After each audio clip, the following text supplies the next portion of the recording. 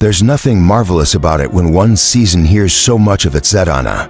But I dare say you don't even know what houses are made of. Daria Alexandrovna saw that Anna disliked the tone of raillery that existed between her and Veslovsky, but fell in with it against her. While Bronsky acted in this matter quite differently from Levin, he obviously attached no significance to Veslovsky's chattering. On the contrary, he encouraged the jests. Come now, tell us, Veslovsky, how are the stones held? Together by cement, of course. Bravo.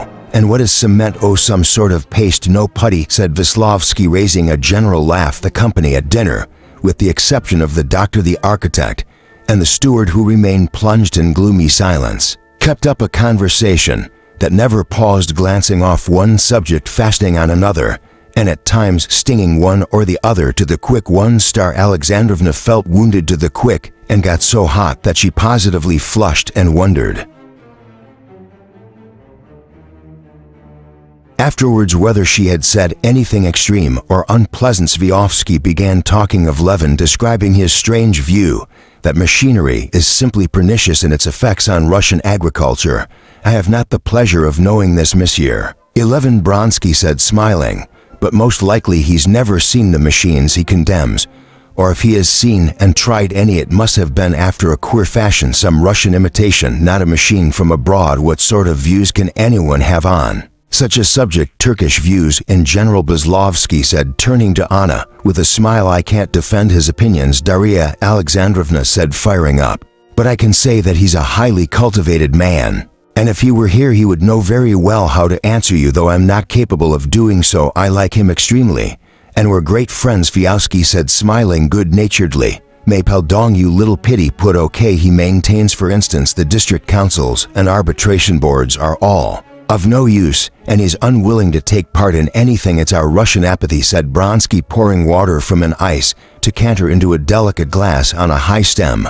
With no sense of the duties our privileges impose upon us, and so we refuse to recognize these duties. I know no man more strict in the performance of his duties, said Daria Alexandrovna, irritated by Bronsky's tone of superiority. For my part, pursued Vronsky, who was evidently for some reason or other keenly affected by this conversation, such as I am on the contrary extremely grateful for the honor they've done me, thanks to Nikolai Ivanitch. He indicated Sviovsky in electing me a justice of the peace. I consider that for me the duty of being present at the session of judging some peasants' quarrel about a horse is as important as anything I can do, and I shall regard it as an honor if they elect me for the district council. It's only in that way I can pay for the advantages I enjoy as a landowner. Unluckily, they don't understand the weight that the big landowners ought to have in the state. It was strange to Daria Alexandrovna to hear how serenely confident he was of being right at his own table. She thought how Levin, who believed the opposite, was just as positive in his opinions at his own table, but she loved Levin, and so she was on his side. So we can reckon upon you, Count, for the coming elections, said Spiassky, but you must come a little beforehand, so as to be on the spot by the 8th. If you would do me the honor to stop with me. I rather agree with your Beaufaire, said Anna, though not quite on the same ground as he. She added with a smile, I'm afraid that we have too many of these public duties in these latter days, just as in old days there were so many government functionaries that one had to call in a functionary for every single thing. So now everyone's doing some sort of public duty. Alexei has been here now 6 months, and he's a member, I do believe, of 5 or 6 different public bodies. The whole time will be wasted on it, and I'm afraid with such a multiplicity of these bodies they'll end in being a mere form. How many are you a member of? Nikolai Ivanitch. She turned to Spiovsky. Over 20. I fancy. Anna spoke lightly, but irritation could be discerned in her tone. Daria Alexandrovna, watching Anna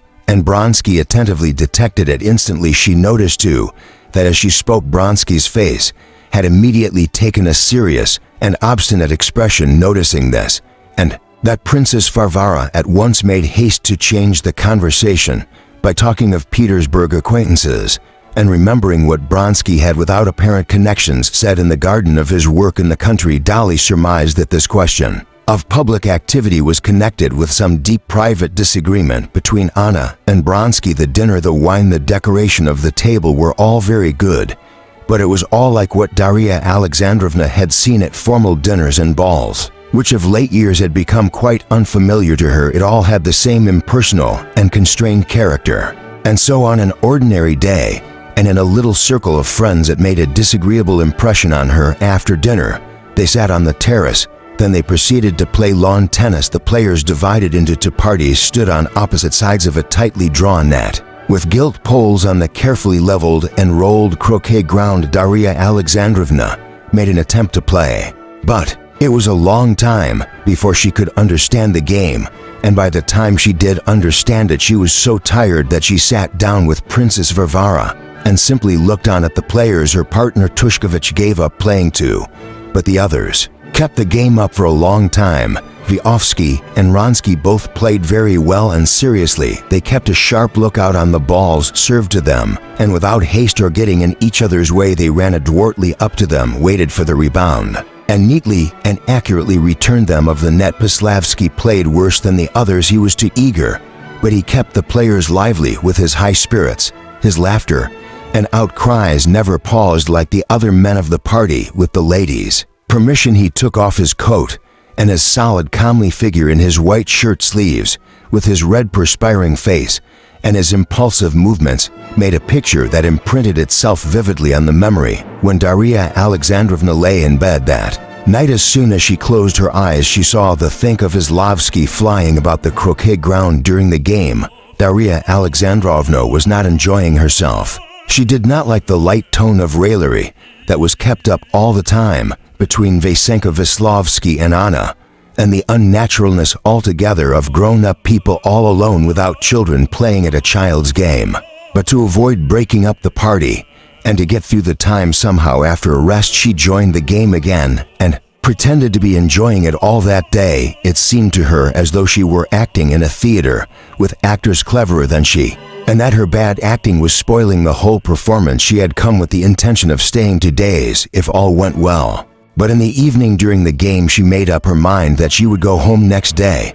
The maternal cares and worries, which she had so hated on the way now, after a day spent without them, struck her in quite another light and tempted her back to them. When after evening tea in a row by night in the boat, Daria Alexandrovna went alone to her room, took off her dress, and began arranging her thin hair for the night, she had a great sense of relief. It was positively disagreeable to her to think that Anna was coming to see her immediately. She longed to be alone with her own thoughts. Chapter 23. Dolly was wanting to go to bed when Anna came in to see her attired for the night. In the course of the day, Anna had several times begun to speak of matters near her heart, and every time, after a few words, she'd stopped afterwards. By ourselves, we'll talk about everything. I've got so much I want to tell you, she said. Now they were by themselves, and Anna did not know what to talk about. She sat in the window looking at Dolly and going over in her mind all the stores of intimate talk which had seemed so inexhaustible before, and she found nothing at that moment. It seemed to her that everything had been said already. Well, what if Kitty, she said with a heavy sigh, looking penitently at Dolly. Tell me the truth, Dolly. Isn't she angry with me? Angry? Oh no, said Daria Alexandrovna, smiling. But she hates me, despises me. Oh no, but you know that sort of thing isn't forgiven. Yes. Yes, said Anna, turning away and looking out of the open window. But I was not to blame. And who is to blame? What's the meaning of to blame? Could it have been otherwise? What do you think? Could it possibly have happened that you didn't become the wife of Steva? Really, I don't know, but this is what I want you to tell me. Yes, yes. But we've not finished about Kitty. Is she happy? He's a very nice man. They say he's much more than very nice. I don't know a better man. Oh, how glad I am. I'm so glad. Much more than very nice, she repeated. Dolly smiled. But tell me about yourself. We have a great deal to talk about. And I've had a talk with Dolly. Did not know what to call him. She felt it awkward to call him either the Count or Alexei Kirillovich. With Alexei, said Anna, I know what you talked about, but I wanted to ask you directly what you think of me, of my life. How am I to say like that straight off? I really don't know. No, tell me all the same. You see my life. But you mustn't forget that you're seeing us in the summer when you've come to us. And we're not alone. But we came here early in the spring, lived quite alone, and she be alone again. And I desire nothing better. But imagine me living alone, without him alone, and that will be I. See by everything that it will be often repeated that he will be half the time away from home, she said, getting up and sitting down close by Dolly. Of course, she interrupted Dolly. who would have answered, "Of course, I won't try to keep him by force. I don't keep him indeed. The races are just coming. His horses are running. He will go. I'm very glad. But think of me, fancy my position. But what's the use of talking about it?" She smiled. "Well, what did he talk about with you?" "He spoke of what I want to speak about of myself, and it's easy for me to be his advocate of whether there is not a possibility, whether you could not." Daria Alexandrovna hesitated. "Correct, improve your position. You know how I look at it. But all the same, if possible, you should get married." "Divorce, you mean?" said Anna. "Do you know the only woman who came to see me in Petersburg was Betsy Fairskaya? You know her, of course. She had an intrigue with Tuskovich, deceiving her husband in the basest way, and she told me that she did not care to know me so long as my position was irregular. Don't imagine I would compare. I know you, darling. But I could not help remembering well. So what did he say to you?" She repeated. "He said that he was unhappy on your account, and his own. Perhaps you will say that it's egoism, but what a legitimate, noble egoism. He wants first of all to legitimize his daughter, and to be your husband, to have a legal right to you. What wife, what slave can be so utterly a slave as I? My position," she put in gloomily, "the chief thing he desires that you should not suffer. That's impossible. Well, and the most legitimate desire he wishes that your children should have a name." "What children?" Anna said, not looking at Dolly and half closing her eyes. "Annie, and those to come. He may not trouble on that score. I shall have no more children." "How can you tell that you won't?" "I shall not, because I don't wish it." And in spite of all her emotion, Anna smiled as she caught the naive expression of curiosity, wonder, and horror on Dolly's face. "The doctor told me after my illness." "Impossible," said Dolly, opening her eyes wide for her. This was one of those discoveries, the consequences and deductions from which are so immense that all that one feels for the first instant is that it is impossible to take it all in, and that one will have to reflect a great deal upon it. This discovery suddenly throwing light on all those families of 1 or 2 children, which had hitherto been so incomprehensible to her, aroused so many ideas, reflections, and contradictory emotions that she had nothing to say and simply gazed with wide open eyes of wonder at Anna. This was the very thing she had been dreaming of, but now learning that it was possible, she was horrified. She felt that it was too simple a solution of too complicated a problem. "Nespa imal," was all she said after a brief pause. "Why so? Think I have a choice between 2 alternatives, either to be with child, that is an invalid, or to be the friend and companion of my husband. Practically my husband," Anna said in a tone intentionally superfluous and frivolous. Yes, said Daria Alexandrovna, not hearing the arguments she had used to herself, and not finding the same force in them as before. "For you, for other people," said Anna, as though divining her thoughts, "there may be reason to hesitate, but for me you must consider I am not his wife. He loves me as long as he loves me, and how am I to keep his love? Not like this." She moved her white hands in a curve before her waist with extraordinary rapidity.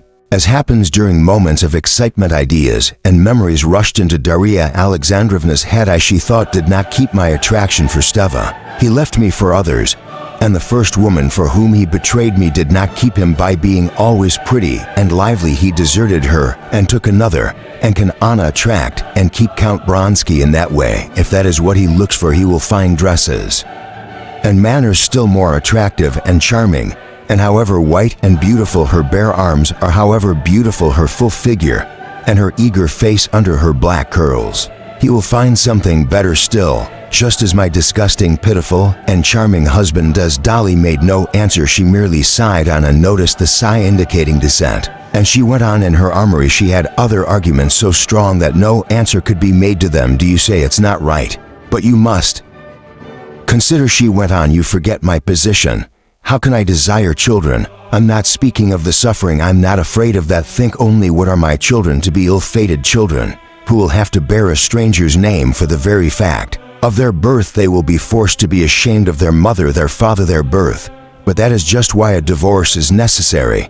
But Anna did not hear her. She longed to give utterance to all the arguments with which she had so many times convinced herself. "What is reason given me for if I'm not to use it to avoid bringing unhappy beings into the world?" She looked at Dolly, but without waiting for a reply she went on. "I should always feel I had wronged these unhappy children," she said. "If they are not, at any rate they are not unhappy, while if they are unhappy I alone should be to blame for it. These were the very arguments Daria Alexandrovna had used in her own reflections, but she heard them without understanding them. How can one wrong creatures that don't exist, she thought, and all at once the idea struck her. Could it possibly, under any circumstances, have been better for her favorite Grisha if he had never existed?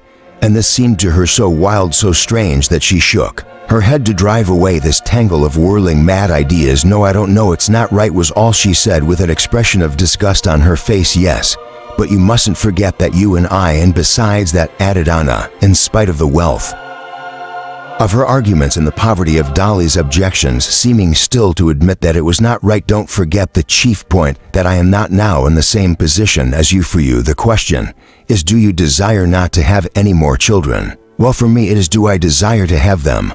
And that's a great difference. You must see that I can't desire it in my position." Dia Alexandrovna made no reply. She suddenly felt that she had got far away from Anna, that there laid between them a barrier of questions on which they would never agree, and about which it was better not to speak. Chapter 24. "Then there is all the more reason for you to legalize your position, if possible," said Dolly. "Yes, if possible," said Anna, speaking all at once, in an utterly different tone, subdued and mournful. "Surely, you don't mean a divorce is impossible? I was told your husband had consented to it." "Dolly, I don't want to talk about that." "Oh, we won't then." Daria Alexandrovna, to say, noticing the expression of suffering on Anna's face. "All I see is that you take too gloomy a view of things." "I not at all. I'm always bright and happy. You see the Passiono Wisławski." "Yes, to tell the truth, I don't like Wisławski's tone," said Daria Alexandrovna, anxious to change the subject. "Oh, that's nonsense. It amuses Alexei, and that's all. But he's a boy and quite under my control. You know, I turn him as I please. It's just as you might be with your Grisha." "Dolly," she suddenly changed the subject, "you say I take too gloomy a view of things. You can't understand. It's too awful. I try not to take any view of it at all. But I think you ought to do all you can." "But what can I do?" "Nothing. You tell me to marry Alexei. I say I don't think about it. I don't think about it," she repeated, and a flush rose into her face. She got up, straightening her chest and sighed heavily. With her light step she began pacing up and down the room, stopping now and then. "I don't think about it, not a day, not an hour passes that I don't think of it, and blame myself for thinking of it, because thinking of that may drive me mad," she repeated. "When I think of it I can't sleep without morphine. But never mind, let us talk quietly. They tell me divorce in the first place. He won't give me a divorce. He's under the influence of Countess Lydia Ivanovna." Now Dia Alexandrovna, sitting erect on a chair, turned her head, following Anna with a face of sympathetic suffering. "You ought to make the attempt," she said softly. "Suppose I make the attempt, what does it mean?" she said, evidently giving utterance to a thought 1,000 times thought over and learned by heart. "It means that I, hating him, but still recognizing that I have wronged him, and I consider him magnanimous, that I humiliate myself to write to him. Well, suppose I make the effort, I do it. Either I receive a humiliating refusal or consent. Well, I have received his consent, say." And it was at that moment, at the furthest end of the room, and she stopped there, doing something to the curtain at the window. "I receive his consent. But my son, they won't give him up to me. He'll grow up despising me with his father, whom I've abandoned. Do you see, I love equally, I think, but both more than myself, two creatures, Seriosha and Alexei." She came out into the middle of the room and stood facing Dolly, with her arms pressed tightly across her chest. In her white dressing gown her figure seemed more than usually grand and broad. She bent her head and with shining wet eyes looked from under her brows at Dolly, a thin little pitiful figure in her patched dressing jacket and nightcap, shaking all over with emotion. "It is only those two creatures that I love, and one excludes the other. I can't have them together, and that's the only thing I want. And since I can't have that, I don't care about the rest. I don't care about anything, and it will end one way or another, and so I can't. I don't like to talk of it, so don't blame me. Don't judge me for anything you can't with your pure heart understand all that I'm suffering." She went up, sat down beside Dolly, and with a guilty look peeped into her face and took her hand. What are you thinking? What are you thinking about me? Don't despise me. I don't deserve contempt. I'm simply unhappy. If anyone is unhappy, I am," she articulated, and turning away she burst into tears. Left alone, Daria Alexandrovna said her prayers and went to bed. She had felt for Anna with all her heart while she was speaking to her, but now she could not force herself to think of her. The memories of home and of her children rose up in her imagination with a peculiar charm quite new to her, with a sort of new brilliance. That world of her own seemed to her now so sweet and precious that she would not on any account spend an extra day outside it, and she made up her mind that she would certainly go back next day. Anna meantime went back to her boudoir, took a wine glass and dropped into it several drops of a medicine of which the principal ingredient was morphine. After drinking it off and sitting still a little while, she went into her bedroom in a soothed and more cheerful frame of mind. When she went into the bedroom, Bronsky looked intently at her. He was looking for traces of the conversation which he knew that staying so long in Dolly's room she must have had with her, but in her expression of restrained excitement and of a sort of reserve he could find nothing but the beauty that always bewitched him afresh, though he was used to it, the consciousness of it, and the desire that it should affect him. He did not want to ask her what they've been talking of, but he hoped that she would tell him something of her own accord. But she only said, "I'm so glad you like Dolly. You do, don't you? Oh, I've known her a long while. You know, she's very good-hearted. I suppose may excessive more tear her tears still. I'm very glad to see her." He took Anna's hand and looked inquiringly into her eyes. Misinterpreting the look, she smiled to him. Next morning, in spite of the protests of her hosts, Darya Alexandrovna prepared for her homeward journey. Levin's coachman, in his by no means new coat and shabby hat, with his ill-matched horses, and his coach with the patched mudguards, drove with gloomy determination into the covered gravel approach. Darya Alexandrovna disliked taking leave of Princess Varvara and the gentlemen of the party after a day spent together. Both she and her hosts were distinctly aware that they did not get on together, and that it was better for them not to meet. Only Anna was sad. She knew that now, from Dolly's departure, no one again would stir up within her soul the feelings that had been roused by their conversation. It hurt her to stir up these feelings, but yet she knew that that was the best part of her soul, and that that part of her soul would quickly be smothered in the life she was leading. As she drove out into the open country, Darya Alexandrovna had a delightful sense of relief, and she felt tempted to ask the two men how they'd liked being at Bronsky's, when suddenly the coachman Philip expressed himself and asked, rolling in wealth, "They may be but 3 pots of oats, was all they gave us. Everything cleared up, till there wasn't a grain left. By cockrow, what are 3 pots? A mere mouthful, and oats now down to 45 kopecks at our place. No fear, all commerce may have as much as they can eat, the masters of screw put in the counting house clerk." "Well, did you like their horses?" asked Dolly. "The horses, there's no two opinions about them, and the food was good, but it seemed to me sort of dreary there." Darya Alexandrovna, "I don't know what you thought," he said, turning his handsome good-natured face to her. "I thought so too. Well, shall we get home by evening?" "We must." On reaching home and finding everyone entirely satisfactory and particularly charming, Darya Alexandrovna began with great liveliness, telling them how she had arrived, how warmly they had received her, of the luxury and good taste in which the Wronskis lived, and of their recreations,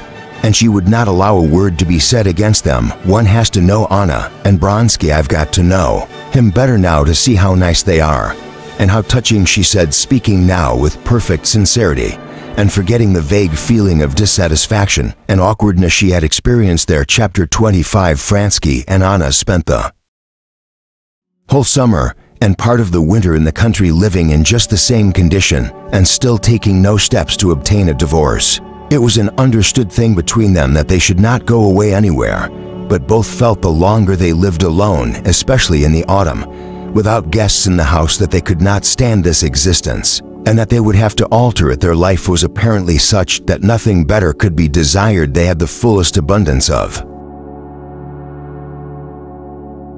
everything. They had a child, and both had occupation. Anna devoted just as much care to her appearance when they had no visitors, and she did a great deal of reading, both of novels and of what serious literature was in fashion. She ordered all the books that were praised in the foreign papers and reviews she received, and read them with that concentrated attention which is only given to what is read in seclusion.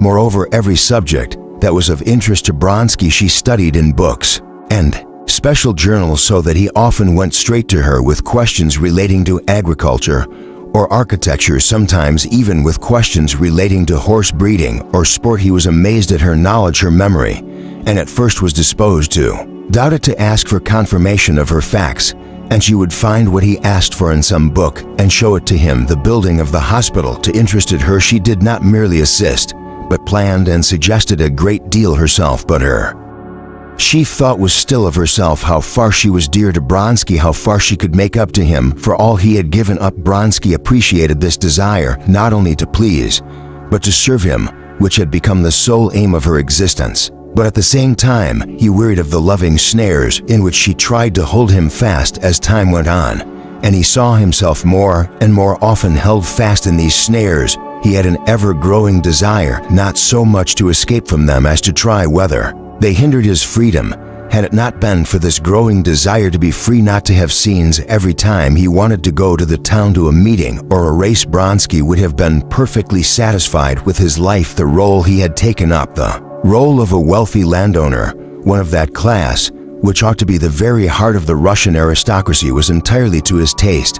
And now, after spending 6 months in that character, he derived even greater satisfaction from it, and his management of his estate, which occupied and absorbed him more and more, was most successful in spite of the immense sums cost him by the hospital, by machinery, by cows ordered from Switzerland, and many other things. He was convinced that he was not wasting but increasing his substance in all matters affecting income, the sales of timber, wheat, and wool, the letting of lands. Bronsky was hard as a rock and knew well how to keep up prices in all operations on a large scale. On this and his other estates he kept to the simplest methods, involving no risk, and in trifling details he was careful and exacting to an extreme degree, in spite of all the cunning and ingenuity of the German steward, who would try to tempt him into purchases by making his original estimate always far larger than really required, and then representing to Bronsky that he might get the thing cheaper and so make a profit. Bronsky did not give in. He listened to his steward, cross-examined him, and only agreed to his suggestions when the implement to be ordered or constructed was the very newest, not yet known in Russia, and likely to excite wonder. Apart from such exceptions, he resolved upon an increased outlay only where there was a surplus, and in making such an outlay he went into the minutest details and insisted on getting the very best for his money, so that by the method on which he managed his affairs it was clear that he was not wasting but increasing his substance. In October there were the provincial elections in the Kashinsky province, where were the estates of Vronsky, Zviovsky, Kaznichev, Oblonsky, and a small part of Levin's land. These elections were attracting public attention from several circumstances connected with them, and also from the people taking part in them. There had been a great deal of talk about them, and great preparations were being made for them. Persons who never attended the elections were coming from Moscow, from Petersburg, and from abroad to attend fees. Vronsky had long before promised Zviovsky to go to them before the elections. Zviovsky,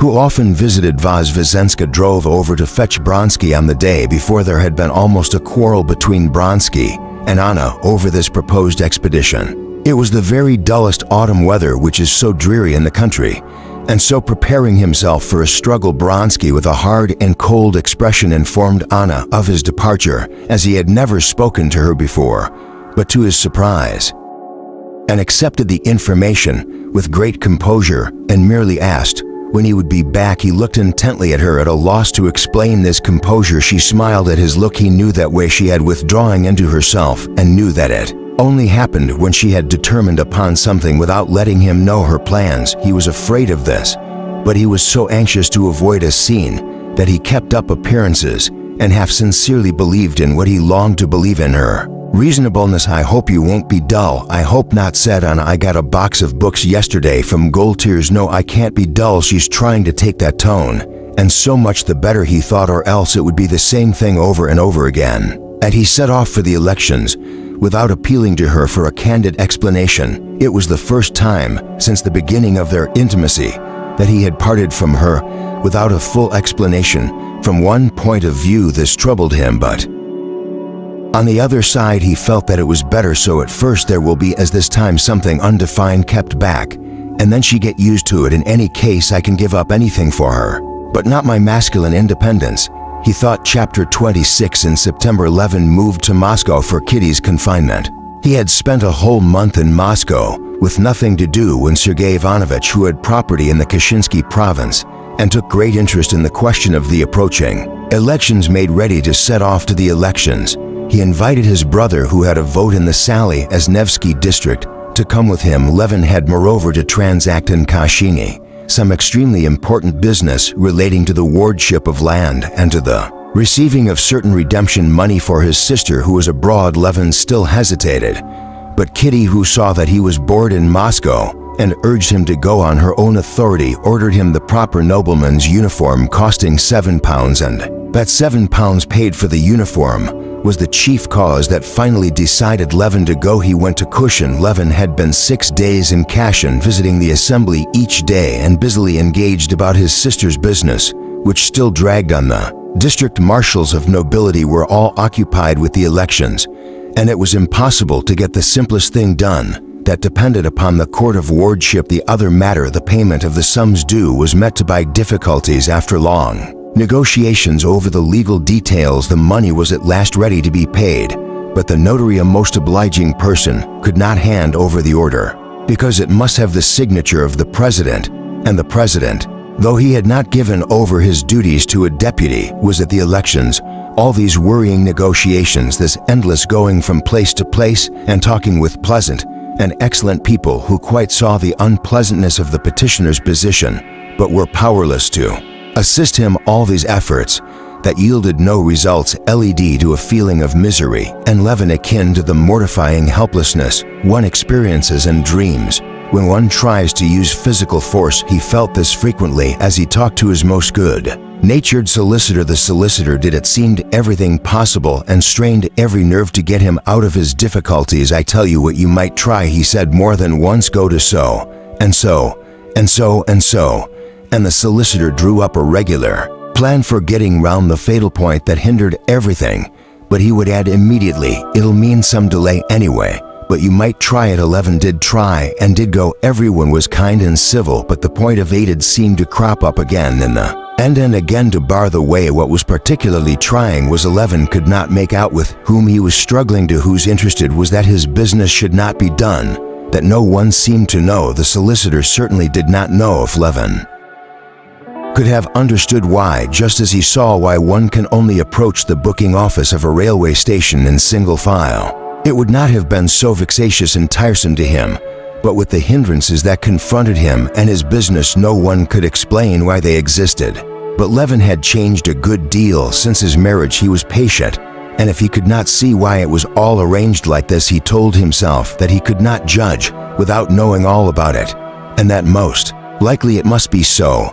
And he tried not to fret in attending the elections too, and taking part in them.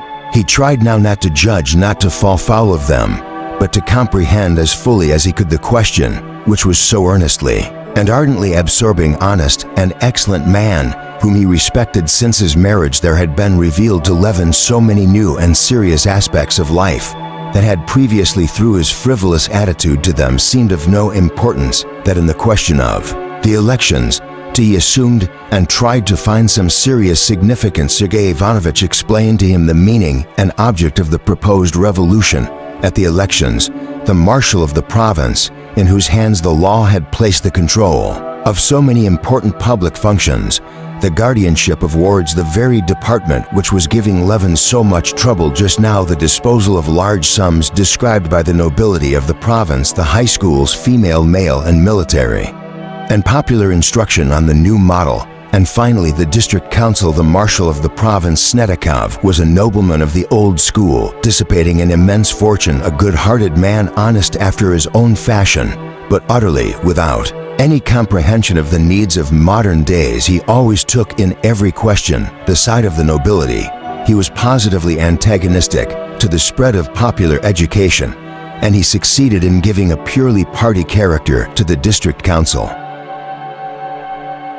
which ought by rights to be of such an immense importance.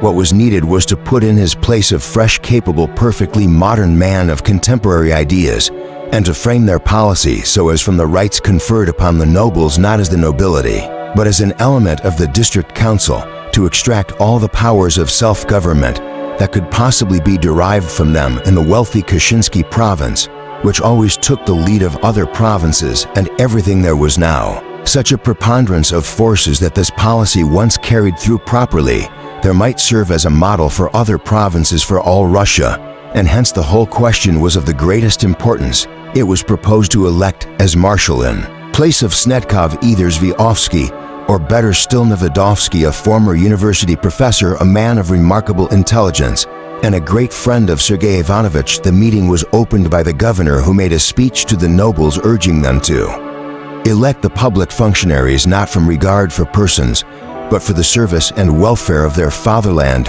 and hoping that the honorable nobility of the Kashinsky province would, as at all former elections, hold their duty as sacred and vindicate the exalted confidence of the monarch.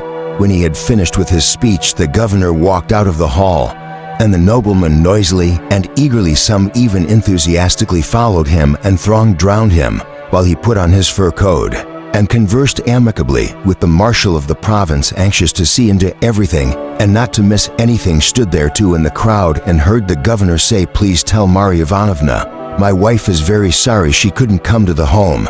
And thereupon the nobles in high good humor sorted out their fur coats, and all drove off to the cathedral. In the cathedral, 11, lifting his hand like the rest and repeating the words of the archdeacon, swore with most terrible oaths to do all the governor had hoped they would do. Church services always affected Levin, and as he uttered the words, "I kiss the cross," and glanced around at the crowd of young and old men repeating the same, he felt touched. On the second and third days, there was business relating to the finances of the nobility, and the female high school, of no importance whatever, as Sergei Ivanovich explained, and Levin, busy seeing after his own affairs, did not attend the meetings. On the fourth day, the auditing of the marshal's accounts took place at the high table of the marshal of the province, and then there occurred the first skirmish between the new party and the old. The committee, who had been deputed to verify the accounts, reported to the meeting that all was in order. The marshal of the province got up, thanked the nobility for their confidence, and shed tears. The nobles gave him a loud welcome and shook hands with him, but at that instant a nobleman of Sergei Ivanovich's party said that he had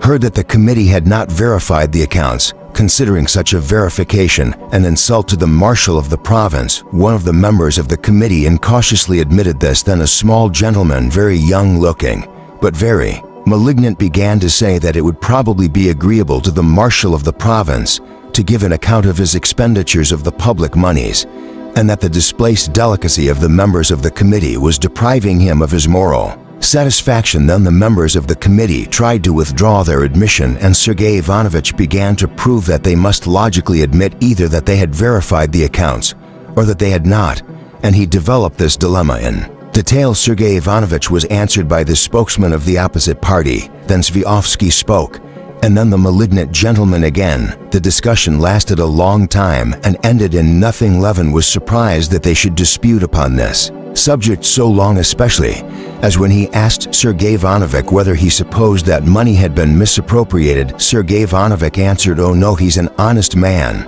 but those old-fashioned methods of paternal family arrangements in the management of provincial affairs must be broken down." On the fifth day came the elections of the district marshals. It was rather a stormy day in several districts. In the Seleznyevsky district, Zviofsky was elected unanimously, without a ballot, and he gave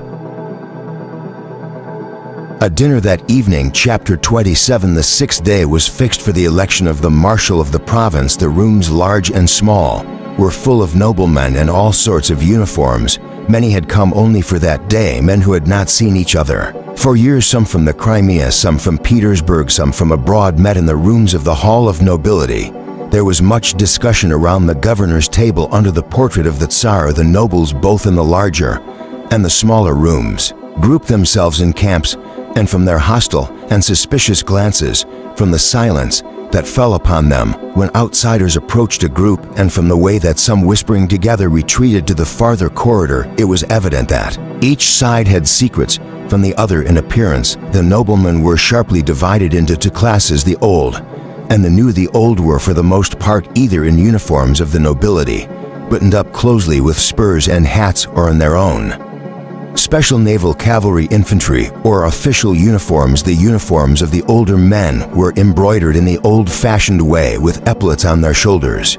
They were unmistakably tight and short in the waist, as though their wearers had grown out of them. The younger men wore the uniform of the nobility, with long waists and broad shoulders unbuttoned over white waistcoats, or uniforms with black collars, and with the embroidered badges of justices of the peace. To the younger men belonged to the court uniforms that here and there brightened up the crowd, but the division into young and old did not correspond with the division of parties. Some of the young men, is 11 observed, belonged to the old party, and some of the very oldest noblemen, on the contrary, were whispering with Spiofsky, and more evidently ardent partisans of the new party. Levin stood in the smaller room, where they were smoking and taking light refreshments, close to his own friends and listening to what they were saying. He conscientiously exerted all his intelligence, trying to understand what was said. Sergei Ivanovich was the center round which the others grouped themselves.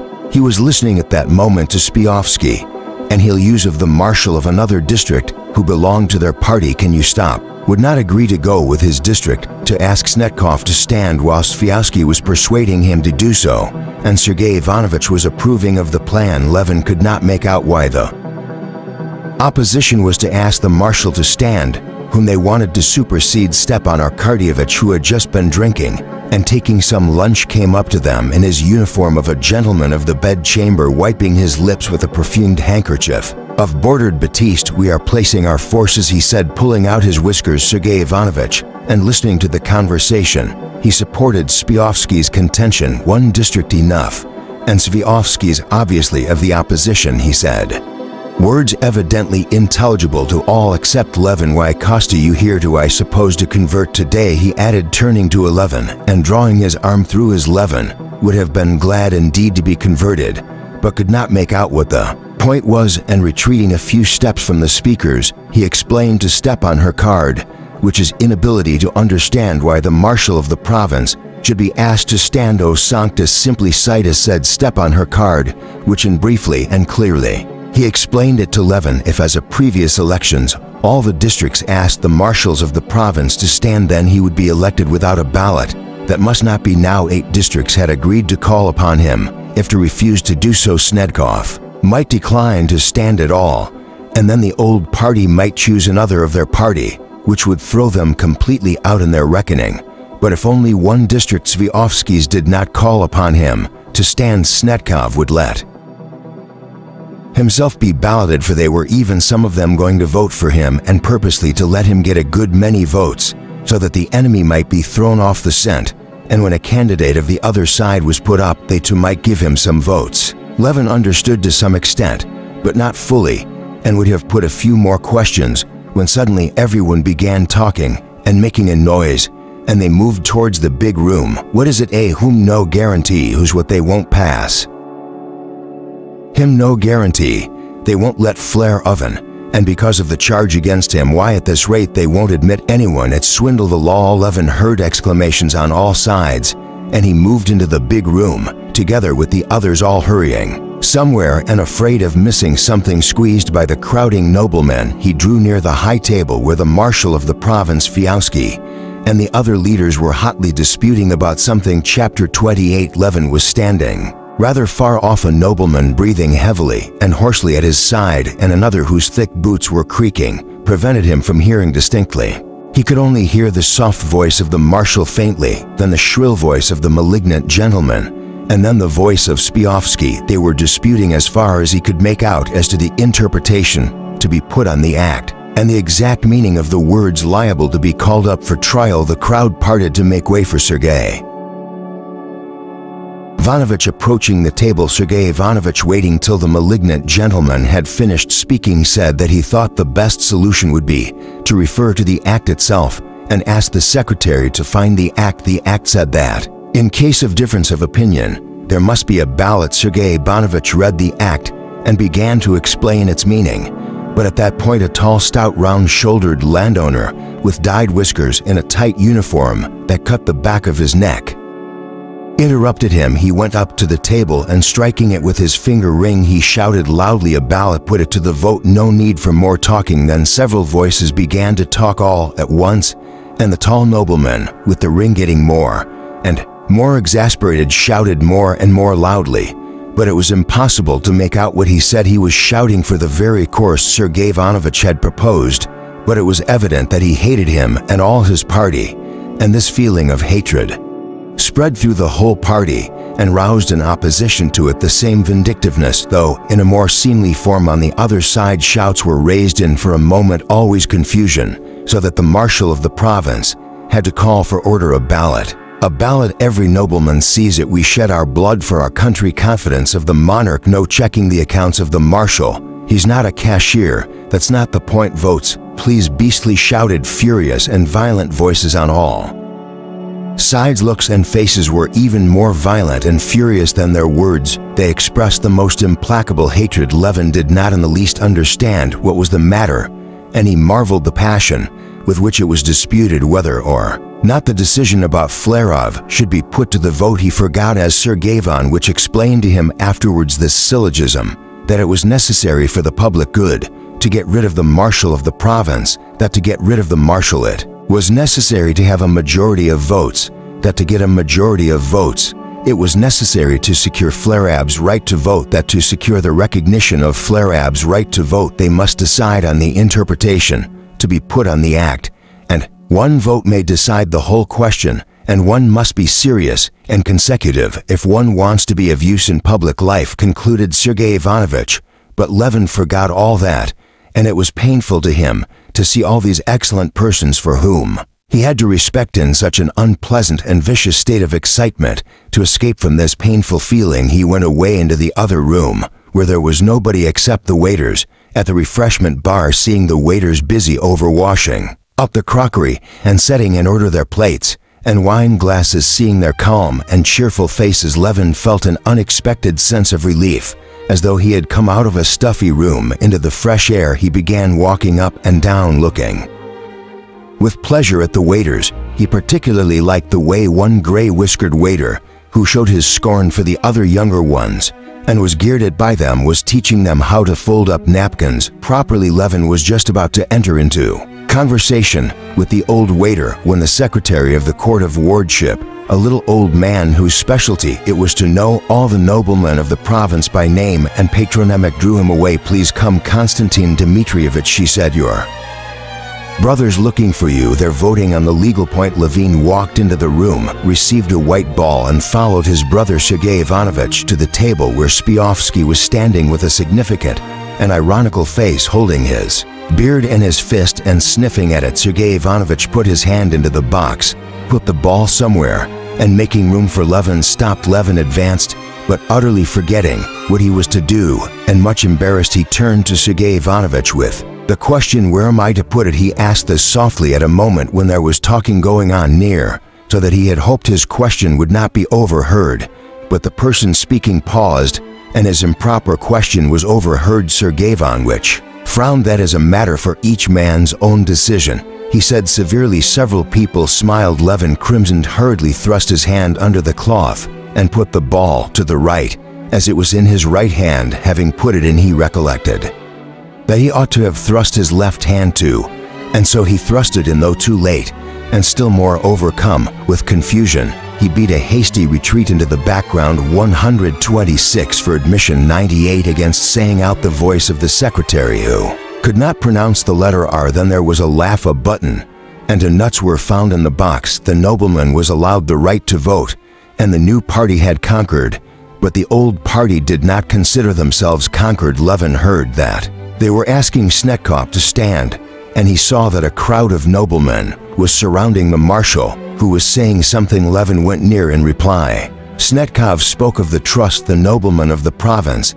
had placed in him, the affection they had shown him, which he did not deserve, as his only merit had been his attachment to the nobility, to whom he had devoted 12 years of service. Several times he repeated the words, I have served to the best of my powers with truth and good faith. I value your goodness and thank you." And suddenly he stopped short from the tears that choked him and went out of the room, whether these tears came from a sense of the injustice being done him, from his love for the nobility, or from the strain of the position he was placed in. Feeling himself surrounded by enemies, his emotion infected the assembly. The majority were touched, and Levin felt a tenderness for Snackoff in the doorway. The marshal of the province jostled against Levin, begged pardon. "Excuse me, please," he said as to a stranger, but recognizing Levin, he smiled timidly. It seemed to Levin that he would have liked to say something, but could not speak for emotion. His face and his whole figure in his uniform, with the crosses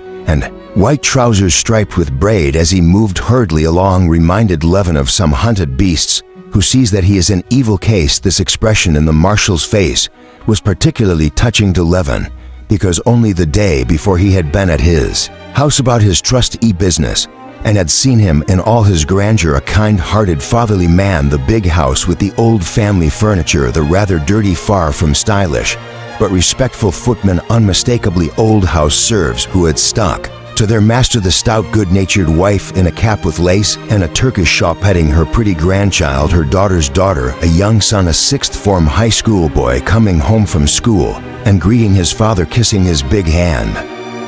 The genuine cordial words and gestures of the old man, all this had the day before aroused an instinctive feeling of respect and sympathy in Levin. This old man was a touching and pathetic figure to Levin now, and he longed to say something pleasant to him. "So you're sure to be our marshal again?" he said. "It's not likely," said the marshal, looking round with a scared expression. "I'm worn out, I'm old. If there are men younger and more deserving than I, let them serve."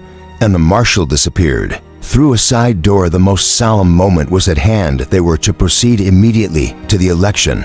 The leaders of both parties were reckoning white and black on their fingers. The discussion upon Flerov had given the new party not only Flerov's vote, but it also gained time for them so that they could send to fetch 3 noblemen who had been rendered unable to take part in the elections by the wiles of the other party. 2 noble gentlemen who had a weakness for strong drink had been made drunk by the partisans of Snetkoff, and a third had been robbed of his uniform. On learning this, the new party made haste during the dispute about Flerov to send some of their men in a sledge to clothe the stripped gentleman and to bring along one of the intoxicated to the meeting. "I brought one, drenched him with water," said the landowner who'd gone on his errand to Sviovsky. "He's all right, he'll do not too drunk, he won't fall down," said Sviovsky, shaking his head. "No, he's first rate, if only they don't give him any more here. I've told the waiter not to give him anything on any account." Chapter 29. The narrow room in which they were smoking and taking refreshments was full of noblemen. The excitement grew more intense, and every face betrayed some uneasiness. The excitement was specially keen for the leaders of each party, who knew every detail and had reckoned up every vote. They were the generals organizing the approaching battle, the rest, like the rank and file before an engagement, though they were getting ready for the fight, saw for other distractions in the interval. Some were lunching, standing at the bar, or sitting at the table. Others were walking up and down the long room, smoking cigarettes and talking with friends whom they had not seen for a long while. Levin did not care to eat when he was not smoking. He did not want to join his friends, that is, Sergei Ivanovich, Stepan Arkadyevich Spievsky, and the rest, because Vronsky in his Aquarius uniform was standing with them in eager conversation. Levin had seen him already at the meeting on the previous day, and he had studiously avoided him, not caring to greet him. He went to the window and sat down, scanning the groups and listening to what was being said around him. He felt depressed, especially because everyone else was, as he saw, eager, anxious, and interested, and he alone, with the old toothless little man with mumbling lips wearing a naval uniform sitting beside him, had no interest in it and nothing to do. "He's such a blackguard, I've told him so, but it makes no difference. Only think of it, he couldn't collect it in 3 years," he heard vigorously uttered by a round-shouldered, short country gentleman who had palmated hair hanging on his embroidered collar and new boots obviously put on for the occasion, with heels that tapped energetically as he spoke, casting a displeased glance at Levin. This gentleman sharply turned his back. "Yes, it's a dirty business, there's no denying." A small gentleman assented in a high voice. Next, a whole crowd of country gentlemen surrounding a stout general hurriedly came near 11. These persons were unmistakably seeking a place where they could talk without being overheard. How dare he say I had his breeches stolen, palmed to them for drink? I expect damn the fellow prince indeed, he better not say it to the beast. But excuse me, they take their stand on the act was being said in another group. The wife must be registered as noble. Oh damn your act, I speak from my heart. We're all gentlemen, aren't we, above suspicion? Shall we go on, your excellency, fine champagne? Another group was following a nobleman who was shouting something in a loud voice. It was one of the three intoxicated. Gentlemen, I always advised Maria Semenovna to let for a fair rent, for she can never save a profit. He heard a pleasant voice say. The speaker was a country gentleman with gray whiskers, wearing a regimental uniform of an old general staff officer. It was the very landowner Levin had met at Sviovsky's. He knew him at once. The landowner just stared at Levin, and they exchanged greetings. Very glad to see you. To be sure, I remember you very well last year at our district marshal Nikolai Ivanovich as well. And how is your land doing? Asked Levin. Oh, still just the same, always at a loss, the landowner answered with a resigned smile, but with an expression of serenity and conviction. That's so it must be. And how do you come to be in our province? He asked. Come to take part in our Clou d'Etat, he said confidently, pronouncing the French words with a bad accent. All rushes here, gentlemen of the bedchamber, and everything short of the ministry. He pointed to the imposing figure of Step on Herkatovich in white trousers and his court uniform, walking by with a general. I ought to own that I don't very well understand the drift of the provincial elections, said Levin. The landowner looked at him. Why, what is there to understand? There's no meaning in it at all. It's a decaying institution that goes on running only by the force of inertia. Just look, the very uniforms tell you that it's an assembly of justices of the peace, permanent members of the court, and so on, but not of noblemen. And why do you come? Asked Levin. From habit, nothing else than to one must keep up connections. It's a moral obligation of the sort. And then, to tell the truth, there's one's own interests. My son-in-law wants to stand as a permanent member. They're not rich people, and he must be brought forward. These gentlemen know what do they come for, he said, pointing to the malignant gentleman who was talking at the high table. That's a new generation of nobility. New it may be, but nobility it isn't. They're proprietors of the sort, but we're the landowners as noblemen. They're cutting their own throats. But you say it's an institution that served its time. That may be, but still it ought to be treated a little more respectfully. Snotkov, now we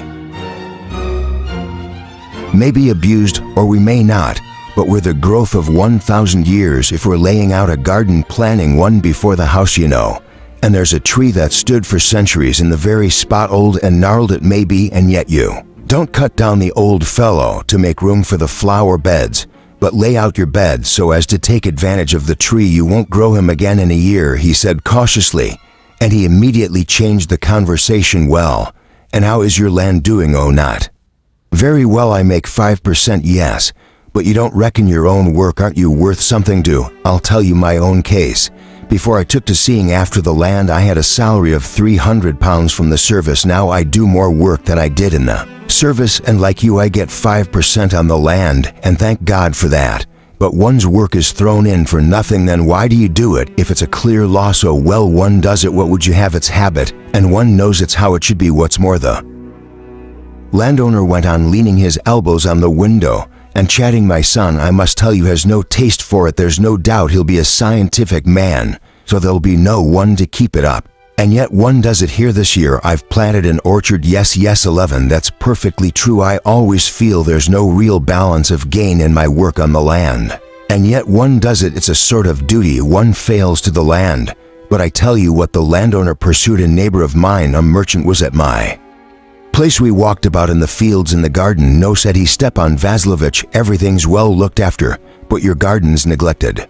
But as a fact, it's well kept up. To my thinking, I'd cut down that lime tree here, you thousands of limes, and each would make to good bundles of bark, and nowadays that bark's worth something. I'd cut down a lot, and with that he'd increase his stock or buy some land for a trifle and let it out in lots to the peasants. Levinad, smiling, he had evidently more than once come across those commercial calculations, and he'd make his fortune. But you and I must thank God if we keep up with God and leave it to our children. You're married, I've heard, said the landowner. Yes, Levin answered with Proud satisfaction, yes, it's rather strange, he went on. So we live without making anything, as though we were ancient vessels, set to keep in a fire. The landowner chuckled under his white mustaches. There are some among us to like our friend Nikolai Ivanovich or Count Vronsky that settled here lately, who try to carry on their husbandry as though it were a factory, but so far it leads to nothing but making away with capital on it.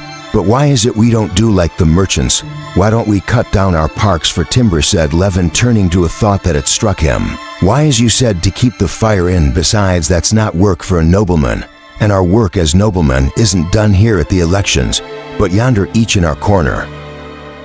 There's a class instinct too of what one ought and ought to do. There's the peasants too. I wonder them sometimes. Any good peasant tries to take all the land he can. However bad the land is, he'll work it without a return to it, a simple loss, just as we do, said Levin. Very, very glad to have met you, he added, seeing Spiofsky approaching him. And here we've met for the first time since we met at your place, said the landowner to Spiofsky. And we've had a good talk too. Well, have you been attacking the new order of things, said Spiofsky with a smile, that we're bound to do? You've relieved your feelings. Chapter 30. Spiofsky took Levin's arm and went with him to his own friends this time. There was no avoiding Vronsky. He was standing with Stepan Arkadyevich and Sergei Ivanovich, and looking straight at Levin as he drew near. Delighted, I believe I've had the pleasure of meeting you at Princess Sherbertskier's, he said, giving Levin his hand. Yes, I quite remember our meeting, said Levin, and blushing crimson he turned away immediately and began talking to his brother with a slight smile. Vronsky went on talking to Spiofsky, obviously without the slightest inclination to enter into conversation with Levin. But Levin, as he talked to his brother, was continually looking around at Vronsky, trying to think of something to say to him, to gloss over his rudeness. What are we waiting for now? asked Levin, looking at Spiofsky and Vronsky. For Snetikov, he has to refuse or to consent to stand, answered Spiofsky. Well, and what has he done? Consented or not, that's the point. That he's done neither, said Vronsky. And if you refuses, who will stand then? asked Levin, looking at Vronsky. Whoever chooses to, said Spiofsky. Shall you ask Levin? Certainly not, I said Spiofsky, looking confused and turning an alarmed glance at the malignant gentleman who was standing beside Sergei Ivanovich. Who then? Nebudovsky, said Levin, feeling he was putting his foot into it. But this was worse still. Nebudovsky and Spiofsky were the two candidates. I certainly shall not under any circumstances, answered the malignant gentleman. This was Nebudovsky himself. Spiofsky introduced him to Levin. Will you find it exciting? said Stepan Arkadyevich, winking at Vronsky. Something like a race, one might bet on it. Yes, it is keenly exciting, said Vronsky. And once taking the thing up, once eager to see it through its fight, he said, scowling and setting his powerful jaws, what a capable fellow Spiofsky is, sees it all so clearly. Oh yes, Vronsky is scented indifferently. A silence followed, during which Vronsky, since he had to look at something, looked at Levin, at his feet, at his uniform, then at his face, and noticing his gloomy eyes fixed upon him, he said, in order to say something, how is it that you, living constantly in the country, or not a justice of the peace, you're not in the uniform of one? It is because I consider that the justice of the peace is a silly institution, Levin answered gloomily. He had been all the time looking for an opportunity to enter into conversation with Vronsky, so as to smooth over his rudeness at their first meeting. I don't think so, quite the contrary, Vronsky said with quiet surprise. It's a plaything. Levin cut him short. We don't want justices of the peace. I've never had a single thing to do with them during 8 years.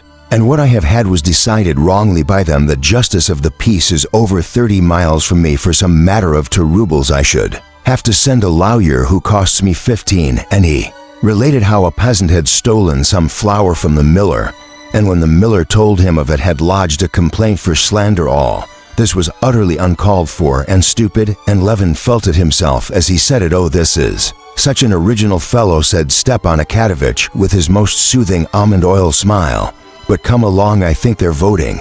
And they separated. I can't understand, said Sergei Ivanovich, who had observed his brother's